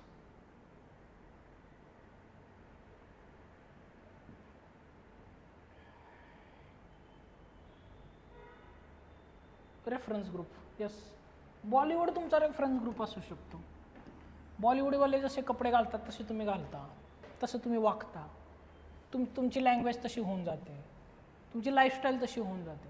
मग हे सगळं पूर्वी बघा ते बिग बॉटमच्या पॅन्टी घालायचे लोक, किंवा जुन्या पिक्चरमध्ये तुम्ही बघाल हेअरस्टाईल खूप मागपर्यंत असायची. हे काय आहे सगळं, हे Bollywood as a reference group म्हणून धरला जातो. बॉलिवूडनुसारच जिम कल्चर डेव्हलप झालं इंडियामध्ये, किंवा lifestyle, food habits, black coffee प्यायची सवय, किंवा ह्या सगळ्या गोष्टी कुठून आल्या, ह्या बॉलिवूडमधून आल्या. सो मग याच्यामध्ये ते आहे. कॉस्मेटिक इंडस्ट्री तिथे डेव्हलप झाली. ओके, डेव्हियन्स आणि कन्फर्मिटी मी तुम्हाला जे सांगितलं की लोक ज्यावेळेस याच्यानुसार वागतो, व्यक्ती समाजानुसार वागतो, तो कन्फर्मिटीला असतो. ज्यावेळेस तो समाजानुसार नाही वागत तर तो डेव्हियन्सकडे जातो. ते डेव्हियन्सचे टाईप्स आहेत, ते इनोव्हेशन, रिच्युअलिझम, ते आपण ॲक्च्युअली सिलेबसमध्ये पाहणार आहे, आत्ता नाही पाहणार. ओके, ठीक आहे. आय थिंक मर्टनबद्दल इतकं काफी आहे. आता आपल्याला मीड हा थिंकर बघायचा. मीड सगळ्यात सोपा थिंकर आहे आणि सगळ्यात छोटा थिंकर आहे. कारण मीडची एक विशिष्ट आयडिओलॉजी, तो तेवढं ते सांगतो. आणि मुळात त्याने लिखाणे समाजशास्त्रासाठी नव्हतं लिहिलं. त्याने जे लिखाण केलं ते नंतर संकलित केलं गेलं आणि त्याला ॲज अ वेगळा अप्रोच म्हणून, सिम्बॉलिक इंटरॅक्शन, सांकेतिक आंतरक्रियावाद म्हणून डेव्हलप केलं गेलं. आणि मीडचं लिखाण हे कशासाठी, व्यक्ती त्याचं स्व कसं निर्माण करतो, म्हणजे मी आहे म्हणजे काय आहे, माझी एक आयडेंटिटी आहे, मी ती आयडेंटिटी कशी डिराईव्ह करतो. जर तुम्हाला कोणीतरी हुशार म्हटलं की अरे वा, आता समजा तुमचं नाव असेल स्वरूप, आता स्वरूप हा हुशार मुलगा आहे असं त्याला कोणीतरी सांगितलं, त्याला मनात एक मिनटं वाटणार अरे मी हुशार आहे, आणि त्याला स्वतःलाही वाटायला लागलं की अरे मी हुशार आहे, मला हे येतं, मला ते येतं. सोसायटी सारखी त्याला म्हणायला लागली अरे तू हुशार आहे, तू हुशार आहे. त्याचं इंटरॅक्शन व्हायला लागलं सोसायटी बरोबर आणि कंटिन्युअली सगळे त्याला म्हणायला लागले की हा तू हुशार आहेस. त्यानंतर काय होतं, लोकांनी जी प्रतिक्रिया दिली ना त्याचा तो विचार करायला लागतो की अरे मी खरंच हुशार आहे का, मी हुशार आहे का, आणि त्याच्यातून त्याचं सेल्फ डेव्हलप होतं, त्याची आयडेंटिटी तयार होते, ओळख निर्माण होते त्याची. मग ती जी प्रक्रिया कशी कंडक्ट होते हे मीडने सांगितलं. तुम्ही आपण याच्यामध्ये पण बघूया. आय काय असतं, आय बायोलॉजिकल आहे. व्यक्ती ज्याला म्हणतो तो आय घेऊन येतोच, मी आहे मी आहे, त्याला ते माहितीच असतं. पण त्याचं मी जे आहे ना ते सोशल इंटरॅक्शनमधनंच तयार होतं. सोशल व्हॅल्यूज येतात, तुम्हाला आई वडील सांगतात अरे असं वागू नको, तसं वागू नको, हे कर ते नको करू, ह्या सगळ्यातून तुमचं मी तयार होत असतं सोशल इंटरॅक्शन्समुळे. त्यामुळे सोशल इंटरॅक्शन इम्पॉर्टंट असतात. म्हणूनच ते सिम्बॉलिक इंटरॅक्शनिझम आहे GH मेडचं व्ह्यू, की तुम्ही समाजाबरोबर एका भाषेच्या माध्यमातून इंटरॅक्शन करताय ना. भाषा काय आहे, भाषा एक सिम्बॉल आहे. आता तुम्ही इमोजी पाठवता एकमेकांना, का समजतात इमोजी पटकन आपल्याला, कारण ते सिम्बॉल्स आहेत ना. मग सिम्बॉल्स थ्रू ज्यावेळेस तुम्ही इंटरॅक्शन्स करता त्यावेळेस तुमची जी आयडेंटिटी तयार होते त्याला सिम्बॉलिक इंटरॅक्शनिझम म्हणतात. आणि त्या फॉर्मॅटमध्ये मीड आपल्याला त्याचे रिसर्च देतो. आणि मग त्याच्यामध्ये वेगवेगळ्या थेरीज आहेत, त्याच्या स्टेजेस पण सांगितल्यात त्यांनी, किती स्टेजमध्ये माणसाचं स्व तयार होतं. पहिली प्रिपरेटरी स्टेज असते, नंतर प्ले स्टेज असते, नंतर गेम स्टेज असते. 3 स्टेजमध्ये माणूस डेव्हलप होतो, माणसाचं स्व तयार होत असतं. मग त्या स्टेजेसला त्यांनी इथे मांडलेलं आहे. तुम्ही सेम मराठीमध्ये पण बघू शकता हीच गोष्ट. येस, मराठीमध्ये त्याला आपण सांकेतिक आंतरक्रियावादी म्हणतो, सिम्बॉलिक इंटरॅक्शन. मराठी मुलांनी एक लक्षात घ्या, ज्यावेळेस तुम्ही आन्सर लिहिता ना, एखादी टर्म लिहिता ना, तर तिला ही अशा प्रकारे ब्रॅकेटमध्ये लिहित जा, फरक पडतो. इवन तुम्ही अशा पुस्तकांची नावं एखाद्या पुस्तकाचं लिहिलं तरी चालेल, किंवा देवनागरीमध्ये असं पण लिहू शकता, माइंड, सेल्फ अँड सोसायटी असं. मराठीतच लिहायचं पण इंग्लिश लिहायचं, कारण ते बुकचं नाव आहे, नावांमध्ये बदल नाही करायचा. इथे पण तीच बघा स्टेजेस मी जे तुम्हाला सांगितलं, क्रीडा अवस्था, डाव अवस्था, ते काय आहे ते आपण नंतर पाहणार आहे. पण मग या प्रकारे मीड सुद्धा रिसर्च करतो ह्याच्यामध्ये. आता ह्या टीकात्मक बाबी आहेत, या तुम्हाला नंतर ज्यावेळेस तुम्ही रायटिंगला याल त्यावेळेस तुम्हाला ते कळेल. ओके, अशा प्रकारे हे थिंकर झाले. हे पहिले 4 टॉपिक खूप इम्पॉर्टंट आहेत, कारण खूप मार्क देऊन जातात, खूप क्वेश्चन्स विचारले जातात. डायरेक्टली इनडायरेक्टली हे थिंकर्स तुम्हाला सिलेबसच्या प्रत्येक पॉईंटमध्ये वापरता येतात. त्यामुळे हे व्यवस्थित करायचं, आपल्याला वेळ द्यायचे. त्याच्यामुळे मी आज डिस्कशनला सुद्धा जास्त वेळ या टॉपिक्सला पण घालवला. आता जो पुढचा पॉईंट आहे तो आहे स्ट्रॅटिफिकेशन.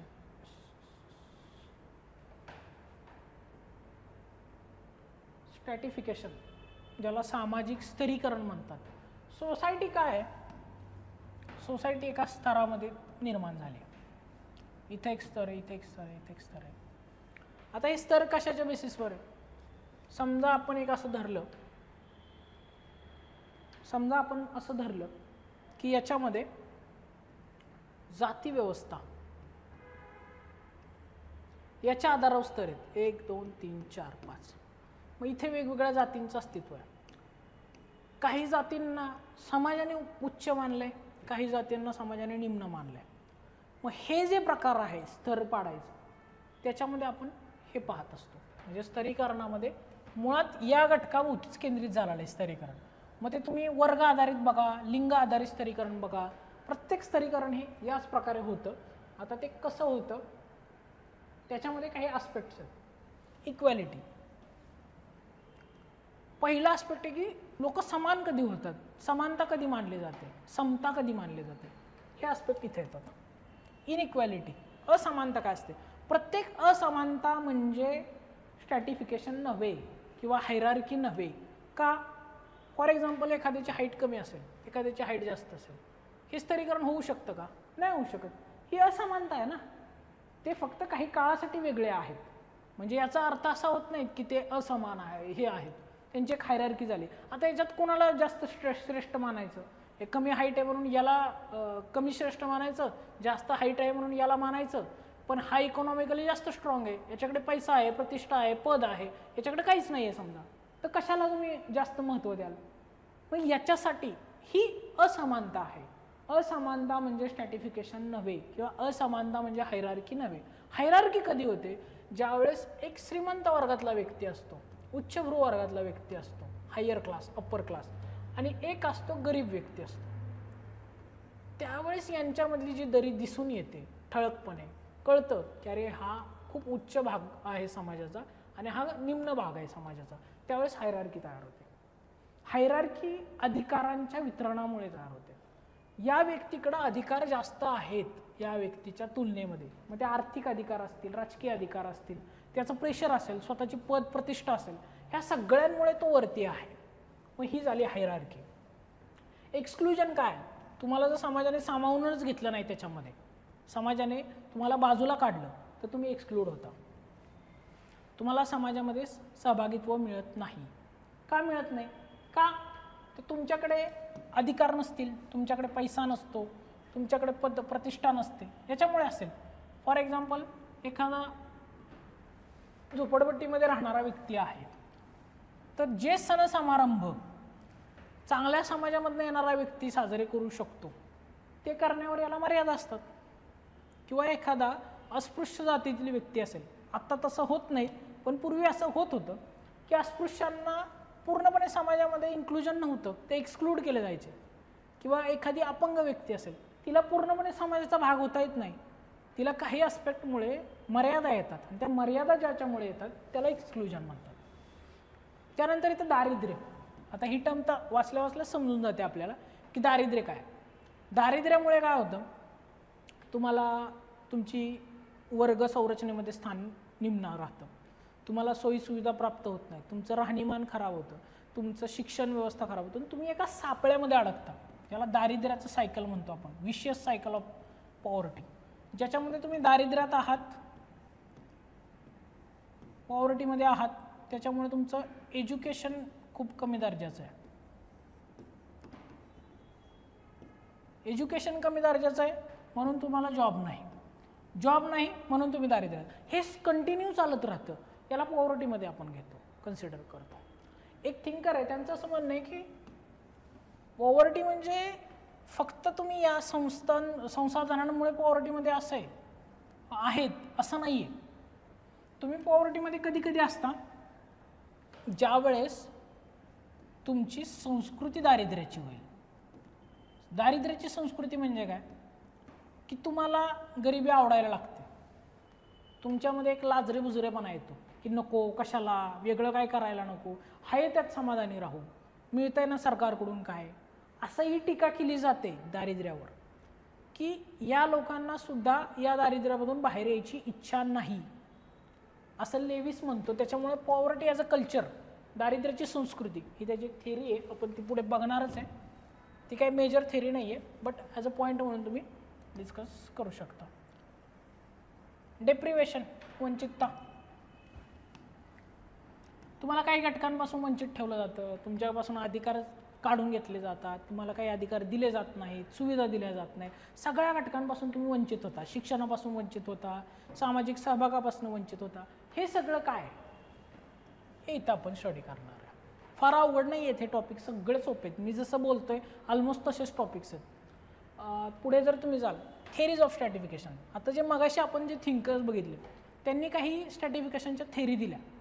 जसं की मार्क्सने सांगितलं की वर्ग आहे, जसं की ही मार्क्सिस्ट थेरी आहे, एक आहे रे वर्ग, एक नाही रे वर्ग, आपण मगाशी डिस्कस केलं. ही झाली एक थेरी सोशल स्ट्रॅटिफिकेशनची. Functionalist theory. फंक्शनलिस्टनुसार काय माहिती आहे का, समाजामध्ये काही कार्य आहेत, फिक्स कार्य आहेत, ती पार पाडली ना की तुम्हाला जास्त दर्जा प्राप्त होतो. फॉर एक्झाम्पल, तुम्ही डॉक्टर आहे, आता तुम्ही पेशंटचे उपचार केले, आता हे खूप मोठं काम झालं, मोलाचं काम झालं, मग तुम्हाला काय मिळतं? समाजाकडून प्रतिष्ठा मिळते, समाज तुमचा रिस्पेक्ट करायला लागतो, पैसा मिळतो, तुम्हाला जास्त गोष्टी मिळतात, म्हणून तुम्ही चांगल्या पदावर जाता. याचा अर्थ तुमचं स्थान समाजामध्ये उच्च होतं. आता तुम्ही असं काहीतरी काम करता जे समाजासाठी नाही आहे एवढं कामाचं, फंक्शनल नाही आहे. फॉर एक्झाम्पल, तुम्ही ड्रग्स विकताय, आता ड्रग्स विकणे हे स्ट्रक्चरल फंक्शनलिस्टनुसार चुकीचं काम आहे, त्या समाजाचं स्ट्रक्चर खराब करतोय ती गोष्ट. मग समाज तशा लोकांना प्रतिष्ठा देतो का, त्या लोकांना सन्मानित करतो का, नाही करत. मग ते लोक जातात निम्न स्थानावर. मग अशा प्रकारे स्ट्रक्चरल फंक्शनलिस्ट म्हणतात की समाजाच्या गरजा पूर्ण करण्यामध्ये न पूर्ण करण्यामध्ये ज्या लोकांनी काम केलं त्याच्या परिणामी समाजामध्ये स्ट्रॅटिफिकेशन तयार झालं. मग ही एक थेरी झाली. वेबरची थेरी सुद्धा अशीच आहे थोडीफार. वेबरने काय केलं, मार्क्सने 2 वर्ग सांगितले ना, फक्त क्लास या बेसिसवर मार्क्स म्हणला की समाजामध्ये डिव्हिजन आहे. हा जो आहे वेबर म्हणला फक्त क्लासवर नाही, बाकीच्या पण गोष्टी आहेत. मग बाकीच्या गोष्टी कोणत्या आहेत, मग त्यांनी 3 डायमेन्शनल स्टडी केला. एखाद्याला स्टेटस काय आहे सोसायटीमध्ये, एखाद्याचा क्लास काय आहे सोसायटीमध्ये, आणि एखाद्याचं पॉलिटिकल बॅकग्राऊंड ज्याला त्यांनी पार्टी म्हटलं, पॉलिटिकल पॉवर काय, याच्यानुसार सुद्धा वर्गीय स्तरीकरण घडतं. आणि याच्यानुसार 4 वर्ग होतात वेबरनुसार. मार्क्सने कसं 2च वर्ग सांगितले, का आहे रे वर्ग, नाही रे वर्ग. पण वेबरचं तसं नाही आहे. वेबर मध्यम वर्ग सुद्धा धरतो. वेबर जो श्रीमंत आहे पण तो काम करू शकत नाही तेवढ्या दर्जाचं, त्याला पण एक वर्ग म्हणून कन्सिडर करतो. काही सरकारी नोकरदार आहेत त्यांना पण एक वर्ग म्हणून कन्सिडर करतो. त्याच्यामुळे वेबरचं अध्ययन इथं महत्त्वाचं ठरतं. आता ज्या गोष्टींना आपण स्ट्रॅटिफिकेशन मगाचपासून म्हणतोय त्याच्यामध्ये वेगवेगळे डायमेन्शन्स आहेत. कोणत्या कोणत्या घटकांवर स्ट्रॅटिफिकेशन घडतं हे दिलं आहे फक्त इथं. डायमेन्शन्स कोणते कोणते आहेत, एक आहे वर्ग. वर्गाचं तर आपण मगाचपासून बोलतोय. स्टेटस, कोणाचं स्टेटस काय, upper class, middle class, lower class, यांच्यामध्ये दर्जा पण ठरतो. एखाद्याचा दर्जा हायर असतो, एखाद्याचा दर्जा कमी असतो, त्याच्या कार्यानुरूप असतो, त्याच्या सामाजिक प्रतिष्ठेनुसार असतो. मग त्याला झालं स्टेटस ग्रुप. काही असतात जेंडर आधारित. आता आपल्या सोसायटीमध्ये ही पितृसत्ताक समाज आहे, बऱ्यापैकी पितृसत्ताक आहे. कायम काय राहिले की महिलांवर पुरुषांचं वर्चस्व राहिले. आता महिलांपुरुष तर सोडा, त्याच्या पुढे जाऊन काय, जे तृतीयपंथी आहेत त्यांना तर माणूस म्हणून सुद्धा कन्सिडर केलं जात नव्हतं काही वर्षांपूर्वी. म्हणजे इतके अन्याय अत्याचार त्यांच्यावर घडतात. म्हणजे काय, जेंडर एक स्ट्रॅटिफिकेशनचा पार्ट आहे. जेंडरनुसार पण समाजामध्ये स्तर घडतोय, म्हणून जेंडर याच्यामध्ये येतं. इथनिसिटी म्हणजे काय, ज्याला आपण नृजातीयता म्हणतो. नृजातीयता म्हणजे काय, तुमचा वेगळा इथनिक ग्रुप आहे, तुमचं बर्थ मार्क वेगळे आहेत किंवा तुमचं एक हे वेगळं आहे. जसं की आता नेपाळची लोक लगेच ओळखून काय येतात, त्यांच्या नाकाचं स्ट्रक्चर, त्यांच्या कानाचं स्ट्रक्चर, किंवा नॉर्थ ईस्टची माणसं लगेच ओळखून येतात. आफ्रिकन लोक लवकर ओळखून येतात. हे काय आहेत, हे इथनिक फॅक्टर्स आहेत.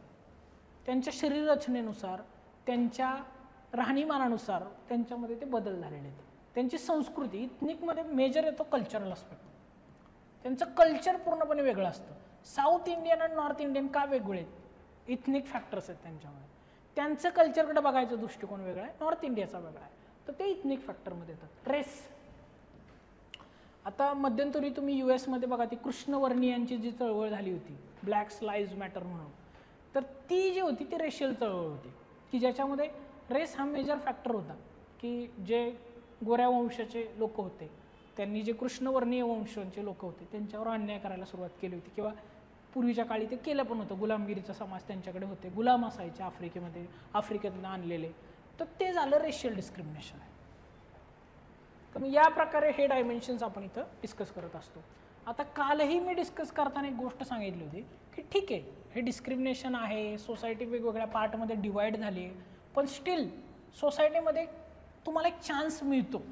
तुमचं जी पोझिशन आहे, तुम्ही जर लोअर पोझिशनला आहे तर तुम्हाला अप्पर पोझिशनला जायला एक चान्स मिळतो. आणि तो चान्स कसा मिळतो, तर तो चान्स मिळतो तुमच्या सोसायटीच्या पद्धतीनुसार. फॉर एक्झाम्पल ओपन आणि क्लोज सोसायटी, किंवा तुमची जी मोबिलिटी आहे कशा स्वरूपाची आहे. फॉर एक्झाम्पल US मध्ये काय आहे, US मध्ये पैसा मॅटर करतो. ज्याच्याकडे जास्त पैसा तो जास्त वरच्या स्थानाला. मग आता US सारखी सोसायटी ओपन सोसायटी आहे, लगेच एखाद्याला त्याचं स्थान बदलायला चान्स मिळेल. त्याने पैसा कमवला की तो श्रीमंत झाला, की त्याचं समाजामध्ये जास्त प्रतिष्ठा आली, पद आलं, सगळं आलं. ज्याने पैसा नाही कमवला तो भले आधी श्रीमंत जरी असला तरी तो गरीब होईल. म्हणजे काय झालं, ती ओपन सोसायटी, प्रत्येकाला त्याचं स्थान बदलायचा चान्स आहे. क्लोज सोसायटी काय, इंडियासारखी सोसायटी, तुम्ही किती पण काही करा, तुम्ही तुमची जात नाही बदलू शकत इंडियामध्ये. आणि जातीनुसार एक जे स्थान तुमचं तयार झालं आहे ते पूर्वी बदलूच शकत नव्हता कसल्याच परिस्थितीमध्ये. जातीनुसार तुम्हाला हक्क मिळत होते, जातीनुसार तुम्हाला मान सन्मान मिळत होता. मग या गोष्टी काय आहेत, या क्लोज सोसायटीच्या. तुम्ही किती पण प्रयत्न केले तरी जे बर्थने आलेल्या गोष्टी आहेत त्या चेंज नाही होऊ शकत.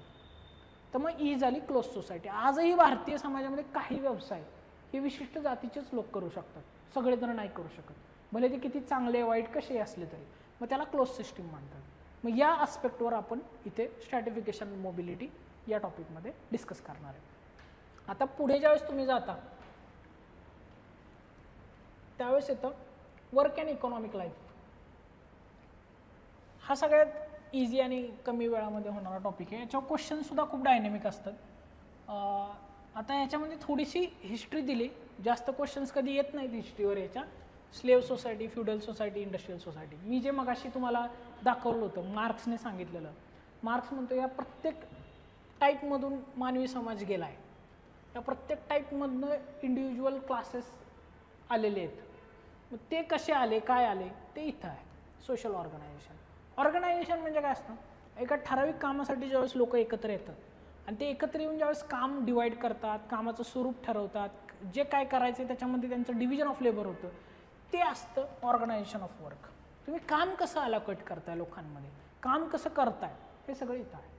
त्यानंतर त्याचे प्रमुख 2 टाईप्स आहेत, एक आहे फॉर्मल, एक आहे इनफॉर्मल. तुम्ही जर एका अशा ठिकाणी काम करताय जिथं लेबर युनियन आहे, अशा ठिकाणी काम करताय जिथं तुम्हाला महिन्याच्या महिन्याला पगार मिळतो आहे, तिथं तुम्हाला इन्शुरन्स मिळतो आहे तुमचा, तुम्हाला PF कट होतो आहे तुमचा, म्हणजे खूप असं चाललं आहे की जे सगळं फॉर्मल आहे, सगळं रूल्सनुसार आहे, तर तो होतो फॉर्मल जॉब. फॉर एक्झाम्पल तुम्ही गव्हर्नमेंटमध्ये किंवा खूप चांगल्या प्रायव्हेट कंपनीमध्ये, तिथे येतं फॉर्मल वर्क ऑर्गनायझेशन. इनफॉर्मल कधी येतं, ज्यावेळेस तुम्ही स्विगी, झोमॅटो किंवा ह्या प्लॅटफॉर्म वर्कर्स म्हणून काम करता किंवा कुठेतरी मजूर म्हणून काम करत असता, की जिथे तुम्हाला PF नाही आहे, काही नाही, पगार मिळेल तो तुमच्या कामावरच मिळणार आहे. अलीकडे तो बघा फ्रीलान्सर म्हणून प्रकार आला आहे, तर तो इनफॉर्मल ऑर्गनायझेशन ऑफ वर्क आहे. आणि लेबर अँड सोसायटी, मग बाकीचे जे करंटमध्ये मुद्दे असतात बऱ्याचदा कामगार आणि समाजाबद्दलचे, ते या टॉपिकमध्ये आपण डिस्कस करत असतो. युजली याच्यावर एक ना एक क्वेश्चन असतोच दरवर्षी. सेम आहे मराठीमध्ये पण बघू शकता, औपचारिक अनौपचारिक संघटन कार्यांचं, इनफॉर्मल फॉर्मल ऑर्गनायझेशन. बाकी लिंगभाव, वांशिकता, वंश हे आपण बघितलंच आहे मगाशी रेशियल स्ट्रक्चरमध्ये. आता येतो पॉलिटिक्स अँड सोसायटी. ज्यांना असं वाटतं की सोशॉलॉजीमध्ये राजकारण, डेमोक्रेसी अशा गोष्टी नाहीत, तर मुळात आपण ज्या समाजाचा पार्ट आहे तो समाजच राजकीय समाज आहे. त्याच्यामुळं आपल्याला राजकारण, राजकीय गोष्टी कराव्या लागतात. इव्हन पेपर 2ला तुम्ही गेल्यानंतर तुमच्या लक्षात येईल की जातीचं राजकारण किती जवळचा गोष्ट आहे, म्हणजे आपल्याला माहिती असणारी गोष्ट आहे. अलीकडे तर कुठल्याही गोष्टीचं राजकारण होतं. त्यामुळे समाजातला प्रत्येक घटक पॉलिटिक्स अँड सोसायटीशी निगडीत आहे. आता पॉलिटिक्स अँड सोसायटीमध्ये काय येतं, मेजरली तुम्ही कोणत्या पॉलिटिकल कल्चरचा पार्ट आहात तो एक येतं. म्हणजे फॉर एक्झाम्पल तुम्ही डेमोक्रेसीमध्ये, काही एकाधिकारशाहीमध्ये, कशा प्रकारचं तुम्ही सोसायटीमध्ये जगता, तर ते एक येतं. त्याच्यानंतर इथे वेगवेगळ्या थेरीज आहेत पॉवरच्या. काहींच्यानुसार काय की ठराविक वर्गाकडेच पॉवर आहे, बाकीच्या वर्गाकडे पॉवरच नाही, आणि त्याच वर्गाकडची पॉवर दुसऱ्या वर्गाकडे शिफ्ट केली जाते, त्याच वर्गातल्या लोकांकडे. म्हणजे कंटिन्यू ती त्याच वर्गाकडे राहते, ज्याला अभिजन वर्ग म्हणतात. सत्ता एका अभिजन वर्गाकडे आहे, इलाइट पीपल्स. ते इलाइट पीपल जे आहेत ना, ते इथे येतं थेरी ऑफ पॉवर्समध्ये. वेगवेगळ्या थेरीज आहेत, मार्क्सने दिलेली सुद्धा थेरी आहे. त्याच्यानंतर पित्रिम सोरोकिन्स आहे किंवा SW मिल्स आहे. या सगळ्यांची इथं आपण थेरीज वेगवेगळ्या बघत असतो. त्यानंतर पॉवर इलाइट, आत्ता मी जे बद्दल बोललो की अभिजन वर्ग, यांची सत्ता स्वतःकडेच राहते किंवा त्यांच्या कुटुंबातल्या लोकांकडे राहते, आप्तेष्टांकडे राहते, त्यांची त्यांच्याकडेच राहते, म्हणून पॉवर इलाइट्स असतात त्या. नोकरशाही, नोकरशाही हे पॉवर करायचं सगळ्यात मोठं साधन आहे. तुमच्या हातात जर तुमची नोकरशाही असेल ना स्ट्रॉंग, तर तुम्ही काही करू शकता. तुमचे नोकर तुमचं जर ऐकतायत सगळं, तर त्याच्यासारखी मोठी पॉवर नाही, कारण तुम्ही काही रूल करू शकता. तर ती नोकरशाही, ती पॉवरचाच पार्ट आहे. सगळ्यात पहिल्यांदा बघा, राजकीय नेते ज्यावेळेस सत्तेमध्ये येतात त्यावेळेस जास्त ट्रान्सफर्स होतात वेगवेगळ्या ऑफिसरचे वेगवेगळ्या ठिकाणी. का करतात ते ट्रान्सफर? कारण त्यांना त्यांची ब्युरोक्रेसी चांगली पाहिजे, त्यांचं ऐकणारी पाहिजे, येस मॅन ॲटिट्यूड. तर येस मॅन ॲटिट्यूडसाठी ते हे केलं जातं. प्रेशर ग्रुप्स कालही मी बऱ्याच क्वेश्चन्समध्ये बोललो होतो. आणि पॉलिटिकल पार्टीज. प्रेशर ग्रुप काय असतं, ही सोसायटी आहे समजा आणि हा पॉलिटिशियन्स आहे. हा जो प्रेशर ग्रुप आहे ना, या सोसायटीला यांना जोडायचं काम करतो किंवा यांच्या ज्या मागण्या आहेत, समजा पाणी नाही एखाद्या सोसायटीमध्ये, रस्ते नाहीत किंवा पर्यावरणीय समस्या आहेत, ही यांना कळणार कसं? प्रत्येक समाजातला नागरिक तर जाणार नाही. मग काही लोक काय करतात, त्यांचा एक प्रेशर ग्रुप तयार करतात आणि तो प्रेशर ग्रुप पॉलिटिकल लीडर्सला प्रेशराईज करतो. फॉर एक्झाम्पल शेतकऱ्यांच्या बऱ्याचदा बघा आंदोलन होतात, त्यावेळेस शेतकरी कामगार संघटना किंवा अशा ज्या संस्था असतात ज्या राजकीय पूर्णपणे नसतातही, कधी कधी बऱ्याचदा इनफॉर्मल असतात, ते राजकीय नेत्यांवर दबाव टाकतात आणि काम करून घेतात. अण्णा हजारेंनी आंदोलन केलं. आता अण्णा हजारे, केजरीवाल यांनी ज्यावेळेस ते जनलोकपालचं आंदोलन केलं होतं, तो एक प्रेशर ग्रुप होता. त्यांनी सरकारवर प्रेशर टाकलं की आम्हाला लोकपाल जारी करायचं आहे, लोकपाल अंमलात आणायचं आहे, आणि ते झालं पण. मग त्याच्यामुळे इथे प्रेशर ग्रुप आणि पॉलिटिकल पार्टीज हे आपण इथे रीड करत असतो. सिमिलरली पॉलिटिक्समधल्या ज्या काही बेसिक थेरीज आहेत किंवा बेसिक गोष्टी आहेत, त्यासुद्धा इथं रीड केल्या जातात. जसं की राज्य काय आहे, राष्ट्र काय आहे, म्हणजे नेशन आणि स्टेट वेगळं काय आहे हे आपण तिथं कळतो. म्हणजे फक्त टेरिटरी असेल तर ते स्टेट झालं, आम्ही या देशाचे लोक आहे ही भावना झाली की ते नेशन झालं. सिटिझनशिप, नागरिकत्व एखाद्या देशाने दिलं नाही दिलं याच्यानुसार सुद्धा ते बदल होतो त्या समाजावर, तर ते सिटिझनशिप आहे. कारण आपल्याकडे तुम्ही बघितलं असेल रोहिंग्यांसारखे स्थलांतरित येतात, बांगलादेशमधून काही घुसखोरी घुसतात, मग इथं सिटिझनशिप मुद्दा महत्त्वाचा ठरतो. डेमोक्रेसी, लोकशाही, लोकशाहीचं स्वरूप कसं आहे, वेगवेगळ्या समाजामध्ये लोकशाही कशा स्वरूपाची आहे हे आपण इथं डिस्कस करतो. सिव्हिल सोसायटी आणि आयडिओलॉजी. आता सिव्हिल सोसायटी काय असते, सेम जसं प्रेशर ग्रुप काम करते तसंच सिव्हिल सोसायटी काम करते. नागरिकांच्या समस्यांना नागरी समाज म्हणून तो लोकांपर्यंत आणि त्या काम करणाऱ्या संस्थांपर्यंत जायचा प्रयत्न करतो आणि कामं करून घेतो, म्हणून तो नागरी समाज असतो सिव्हिल सोसायटी. आयडिओलॉजीज आहेत त्याच्यामध्ये वेगवेगळ्या, त्या आयडिओलॉजी आपण डिस्कस करणार आहे. जसं की मार्क्सिस्ट आयडिओलॉजी आहे किंवा वेगवेगळ्या राजकीय गटांच्या वेगवेगळ्या आयडिओलॉजीज आहेत, लोकशाहीवादी आहेत काही लोक, तर ते आपण, किंवा लिबरल्स आहेत, तर ते तिथं आपण डिस्कस करत असतो. आता समाज म्हटलं की सगळ्या घटकांना तो इन्क्लूड करताना कुठे ना कुठे त्याच्याकडून काहीतरी चुका होतात आणि मग ते चुका दुरुस्त करायचा एकमेव मार्ग असतो तो म्हणजे प्रोटेस्ट, आंदोलन करायचं आणि मान्य करून घ्यायचं. शेतकरी आंदोलन झालं, महिलांची आंदोलनं आहेत, हे सगळं काय हे प्रोटेस्ट आहे, एज्युटेशन, हे त्याचेच टाईप्स आहेत. आपण ज्यावेळेस अभ्यास करू त्यावेळेस तुम्हाला कळेल आंदोलनं, निषेध वगैरे काय असतो तो. सोशल मुवमेंट्स, चळवळी, मुवमेंट ही खूप व्यापक असते, पूर्णपणे बदल घडवण्याची ताकद तिच्यामध्ये असते. पर्यावरण चळवळी असतात वेगवेगळ्या, तर त्या आपण इथं डिस्कस करणार आहे. कलेक्टिव्ह ॲक्शन्स आहे आणि रिव्हॉल्युशन आहे. तर हे सगळे फॅक्टर म्हणजे सगळ्यांनी एकत्र येऊन केलेली ॲक्शन्स म्हणजे कलेक्टिव्ह ॲक्शन्स. रिव्हॉल्युशन म्हणजे पूर्ण क्रांतिकारी बदल. म्हणजे आता समजा भारतामध्ये पूर्वी एका अधिकारशाही होती आणि ती उलथवून आपण जर लोकशाही उभी केली तर ते रिव्हॉल्युशन झालं. अमेरिकेमध्ये जी हे झाले, अमेरिकन क्रांती झाली किंवा फ्रेंचमध्ये फ्रेंच राज्यक्रांती झाली, हे सगळे रिव्हॉल्युशन्स आहेत. तिथल्या आधीच्या सत्तेला पूर्णपणे उलथून नवीन सत्ता निर्माण झाली. तर मग ते सगळे प्रकार आपण इथं रीड करत असतो. रिलिजन अँड सोसायटी, यस, हा सगळ्यात जवळचा पार्ट असतो सगळ्यांचा, कारण रिलिजन सगळ्यांना माहिती आहे, धर्म काय आहे, कसा आहे. एक मिनिट.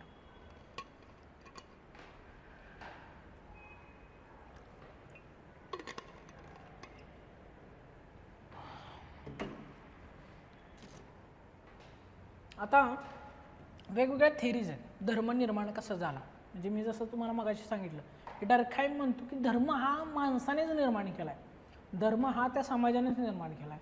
तसं वेगवेगळ्या थेरीज आहेत धर्माच्या निर्मितीच्या.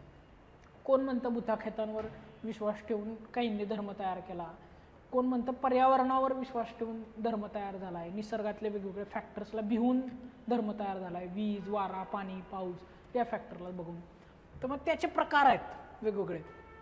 आता रिलिजनच्या प्रॅक्टिसेस काय आहेत, ॲनिमिझम, मोनोइझम, प्लुरॅलिझम, सेक्ट आणि कल्ट. ॲनिमिझम काय असतं? आत्मवाद, आत्म्यांवर विश्वास ठेवणारा एक गट असतो बघा. मुळात हा आता आदिवासी भागांमध्ये हा जास्त प्रकार असतो. आत्मे, भूत, खेत, पूर्वज, आपण बघा ते पिंडदान करतो किंवा पूर्वजांना ते हे ठेवलं जातं, विशिष्ट महिन्यामध्ये आपण त्यांची ती पूजा करून प्रसाद वगैरे देतो, जे प्रकार आहेत तर ते ॲनिमिझमचे प्रकार आहेत सगळं. कारण आपण आत्म्यावर विश्वास ठेवतो की सोल, माणसाचा सोल जिवंत आहे.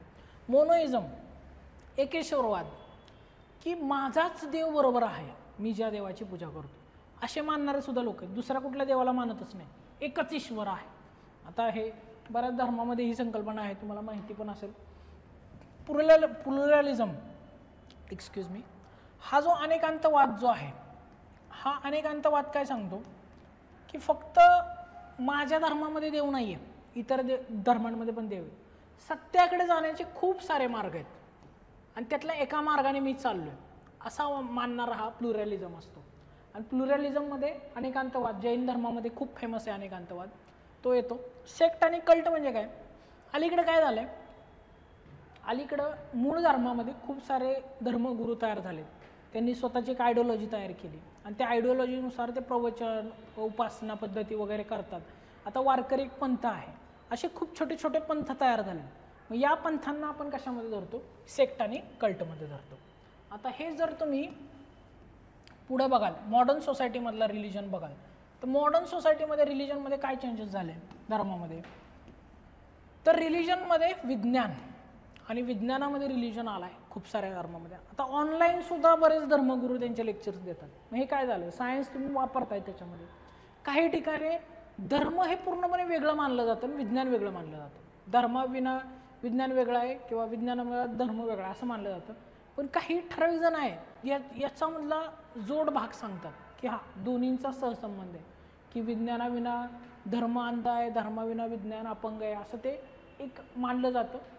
त्यानुसार हा पण एक प्रकार आपण इथं पाहतो. सिक्युलरिझम, सिक्युलरायझेशन म्हणजे धर्मनिरपेक्षीकरण, धर्म आधारित राजकीय हस्तक्षेप न करणं किंवा सर्व धर्मांना समान वर्तवणूक देणं, ह्या दोन आस्पेक्टमध्ये आपण सिक्युलरायझेशन पाहतो.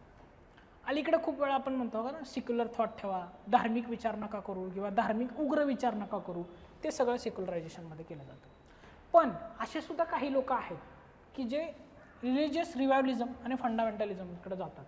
फंडामेंटलिझम आणि रिवायवलिझम काय? जे पूर्वी होतं धार्मिक स्वरूप ते आता निर्माण करायचं. म्हणजे आता हिंदू धर्मामध्ये म्हणतात बघा काही जण, आम्हाला राम राज्य आणायचं आहे, आम्हाला वैदिक कल्चर आणायचं आहे, आम्हाला मनुसारखं राज्य तयार करायचं आहे. मग ती काय झाली? ती रिवायवलिझम झालं ना, आम्हाला पुन्हा स्थापन करायचं. फंडामेंटलिझम म्हणजे काय?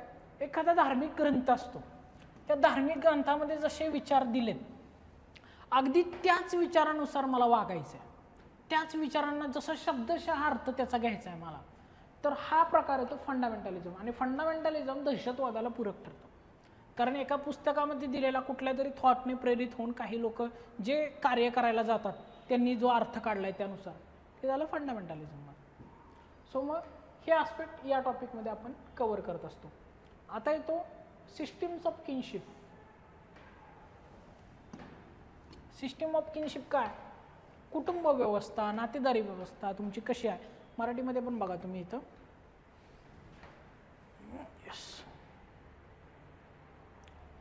नातेसंबंधांच्या पद्धती, मग ते कुटुंब आहे, वंशावळ आहे, पितृसत्ताक आहे वगैरे वगैरे. आता तुम्हाला डिटेलमध्ये मी सांगतो त्याच्यामध्ये काय काय येतं. आता कुटुंब आणि हाऊसहोल्ड हे वेगवेगळ्या गोष्टी आहेत. आता हाऊसहोल्ड का वेगळं आहे? समजा आता तुम्ही पीजीला राहताय, पीजीला एका छताखाली तुम्ही किती जण राहताय? खूप सारे मुलं राहताय वेगवेगळ्या किंवा मुली राहताय वेगवेगळ्या घरातल्या कुटुंबातल्या, ज्यांचा काही रक्ताचा संबंध नाही, ते झाले हाऊसहोल्ड. किंवा तुमच्या घराच्या आतमध्ये काही नोकर राहत असतील तुमच्यासोबत, तर ते झाले हाऊसहोल्ड. ते तुमची फॅमिली नाही आहेत. फॅमिली हे तुमचं ब्लडने तयार झालेलं रिलेशन आहे किंवा तुमच्या मॅरेजमधून तयार झालेलं रिलेशन आहे. हाऊसहोल्ड हे एका छताखाली राहिल्यामुळे तयार झालेलं रिलेशन आहे. आणि मॅरेजेस, विवाह, विवाह कशासाठी केला जातो? समजा रिप्रोडक्शनसाठी केला जातो, की सोसायटी तुम्हाला कंटिन्यू करायची ना, मग तुम्हाला नवीन अपत्यांना जन्म द्यावाच लागेल, तर रिप्रोडक्शन करायचं आहे. किंवा सोसायटीमधले जे जुने लोक आहेत, ओल्ड पीपल्स आहेत, त्यांचं संगोपन करायचं आहे. किंवा जे नवीन आपत्ती निर्माण झाले त्यांचं संगोपन करायचं आहे, किंवा काही इमोशनल नीड्स आहेत मॅरेजमध्ये त्या फुलफिल करायच्या, म्हणून मॅरेज केलं जातं. तर मॅरेजचे वेगवेगळे टाईप्स काय आहेत, मॅरेजमध्ये कसे आत्ता नवीन बदल घडत आहेत वगैरे, हे सगळं आपण इथं रीड करत असतो. Types and forms of family, याच्यामध्ये काय होतं, कुटुंबाच्या पद्धती किती आहेत, कशा कशा प्रकारचे कुटुंब आहेत, किती प्रकारचे कुटुंब असू शकतात. जगामध्ये वेगवेगळे कुटुंब पद्धती आहेत. फॉर एक्झाम्पल आहे ना, इस्रायलमध्ये आहे ना किबुज नावाची पद्धत आहे. याच्यामध्ये काय करतात, वेगवेगळ्या पॅरेंट्सकडून त्यांची पोरं घेतात, छोटी लहान मुलं, आणि एका ठिकाणी त्यांना घेऊन जातात आणि तिथंच शिकवतात, तिथंच वाढवतात, त्यांच्यामध्ये सगळी मूल्य व्हॅल्यूज वगैरे सगळे इन्क्लूड करतात. आणि आपल्याकडे जे गुरुकुल प्रथा होती पूर्वी, की म्हटलं जायचं की 10-12 वर्षापर्यंत मुलांना गुरुकुलमध्ये ठेवलं जायचं लहानपणी. तर गुरुकुल प्रथा काय आहे, ती टाईप ऑफ फॅमिलीच आहे, वन टाईप ऑफ फॅमिली आहे, ठराविक वर्षांसाठी किंवा ठराविक दिवसांसाठी. किंवा एक असते पितृसत्ताक कुटुंब, एक असतं मातृसत्ताक कुटुंब, आणि आता काय असतं, आता असतं समसत्ताक कुटुंब. आता समसत्ताक कुटुंब असतं. तर ते मग इतर टाईप्स ऑफ फॅमिलीमध्ये आपण करतो. किंवा काही आपत्यसत्ताक पण कुटुंब असतात, की घरातल्यांची सगळी सत्ता ही फक्त आपत्यांच्या केंद्रित असते. मग ते टाईप्स ऑफ फॅमिली आपण इथं करतो. लिनिएज आणि डिसेंट्स, वंशावळ तुमची कशा स्वरूपाची आहे, तुम्ही मातृवंशीय कुटुंब परंपरेत येता का पितृवंशीय कुटुंब परंपरेमध्ये येता, कशाच्या आधारावर तुम्ही वंशावळ ठरवता तुमची, मग हे सगळे याच्यामध्ये येतं.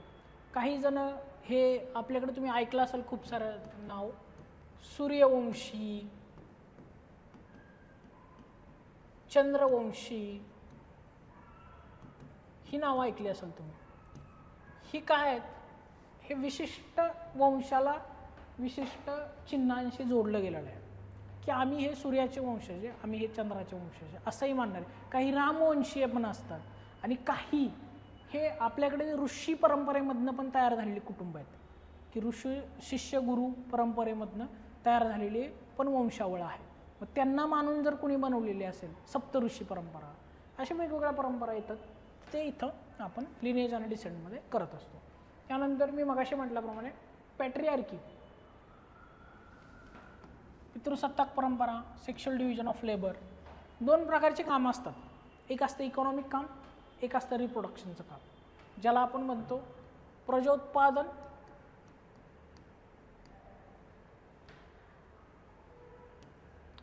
प्रजोत्पादन आणि एक असतं ते आर्थिक उत्पादन.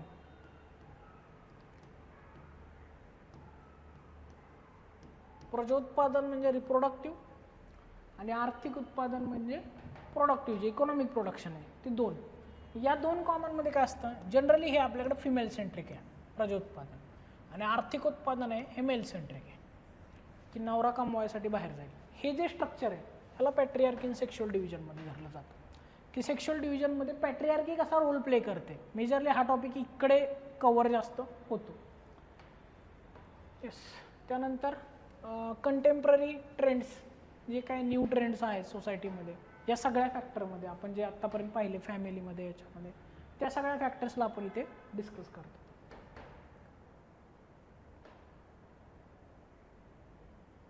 येस. लास्ट टॉपिक जो आहे पेपर 1 मधला 10th topic, social change in the modern society. Modern समाजामध्ये सामाजिक बदल कसा घडतो आत्ताचा. मग त्याला काय त्यांनी म्हटलंय, वेगवेगळ्या थेरीज आहेत सोशल चेंजच्या. काही म्हणतात की एकरेषीय बदल घडतोय समाजामध्ये, काही म्हणतात नाही, समाज हा परत वर्तुळाकार आहे, जे घडतंय ते पुन्हा पुन्हा तेच घडतंय. मग हे वेगवेगळ्या थेरीज आपण इथं सर्च करत असतो किंवा रीड करत असतो, की समाज कसा बदलतो. त्यानंतर डेव्हलपमेंट अँड डिपेंडन्सी. आता असं एक मानलं जातं की आपण विकासासाठी बाकीच्या देशांवर अवलंबून आहे. म्हणजे फॉर एक्झाम्पल US सारख्या देशावर अवलंबून आहे. US काय देतो आपल्याला, टेक्नॉलॉजी देतो, नॉलेज देतो. त्याच्यासाठी आपण काय त्यांना देतो, कच्चा माल देतो किंवा मजूर वर्ग देतो, कामगार वर्ग प्रदान करतो. तर मग हे जे आहे हे डेव्हलपमेंट अँड डिपेंडन्सीमध्ये कव्हर होतं. त्यानंतर येतं एजंट्स ऑफ सोशल चेंज. सामाजिक बदल घडतोच कसा, कोणते फॅक्टर असतात सामाजिक बदलामध्ये, ते इथं कव्हर केले जातात. त्यानंतर येतं एज्युकेशन आणि सोशल चेंज. आता जसं हे एजंट्स म्हटलं आपण, त्याच्यामध्ये एज्युकेशनसुद्धा एक एजंट आहे. एज्युकेशन काय करतं, एखादा दारिद्र्यातला व्यक्ती असेल, त्याला चांगलं शिक्षण मिळालं तर तो श्रीमंत होईल, म्हणजे तो त्याची अपलिपमेंट घडवून आणेल. मग अपलिपमेंट ज्याच्यामुळे होते ते झालं एज्युकेशन अँड सोशल चेंज. त्यानंतर काय होईल, science, technology and social change. सायन्सने जर नवीन काय ॲस्पेक्ट आणले, for example toilets, new technology आली जी टॉयलेटची, त्याच्यामुळं काय होतं, जे घरोघरी जाऊन मैला साफ करण्याची जी घाणेरडी प्रथा होती ती बंद पडली. त्यानंतर गटार साफ करायला आता रोबोट्स यूज केले जातात. पूर्वी ते मनुष्यच मॅनहोलमध्ये जायचे, त्याचं नावच होतं मॅनहोल.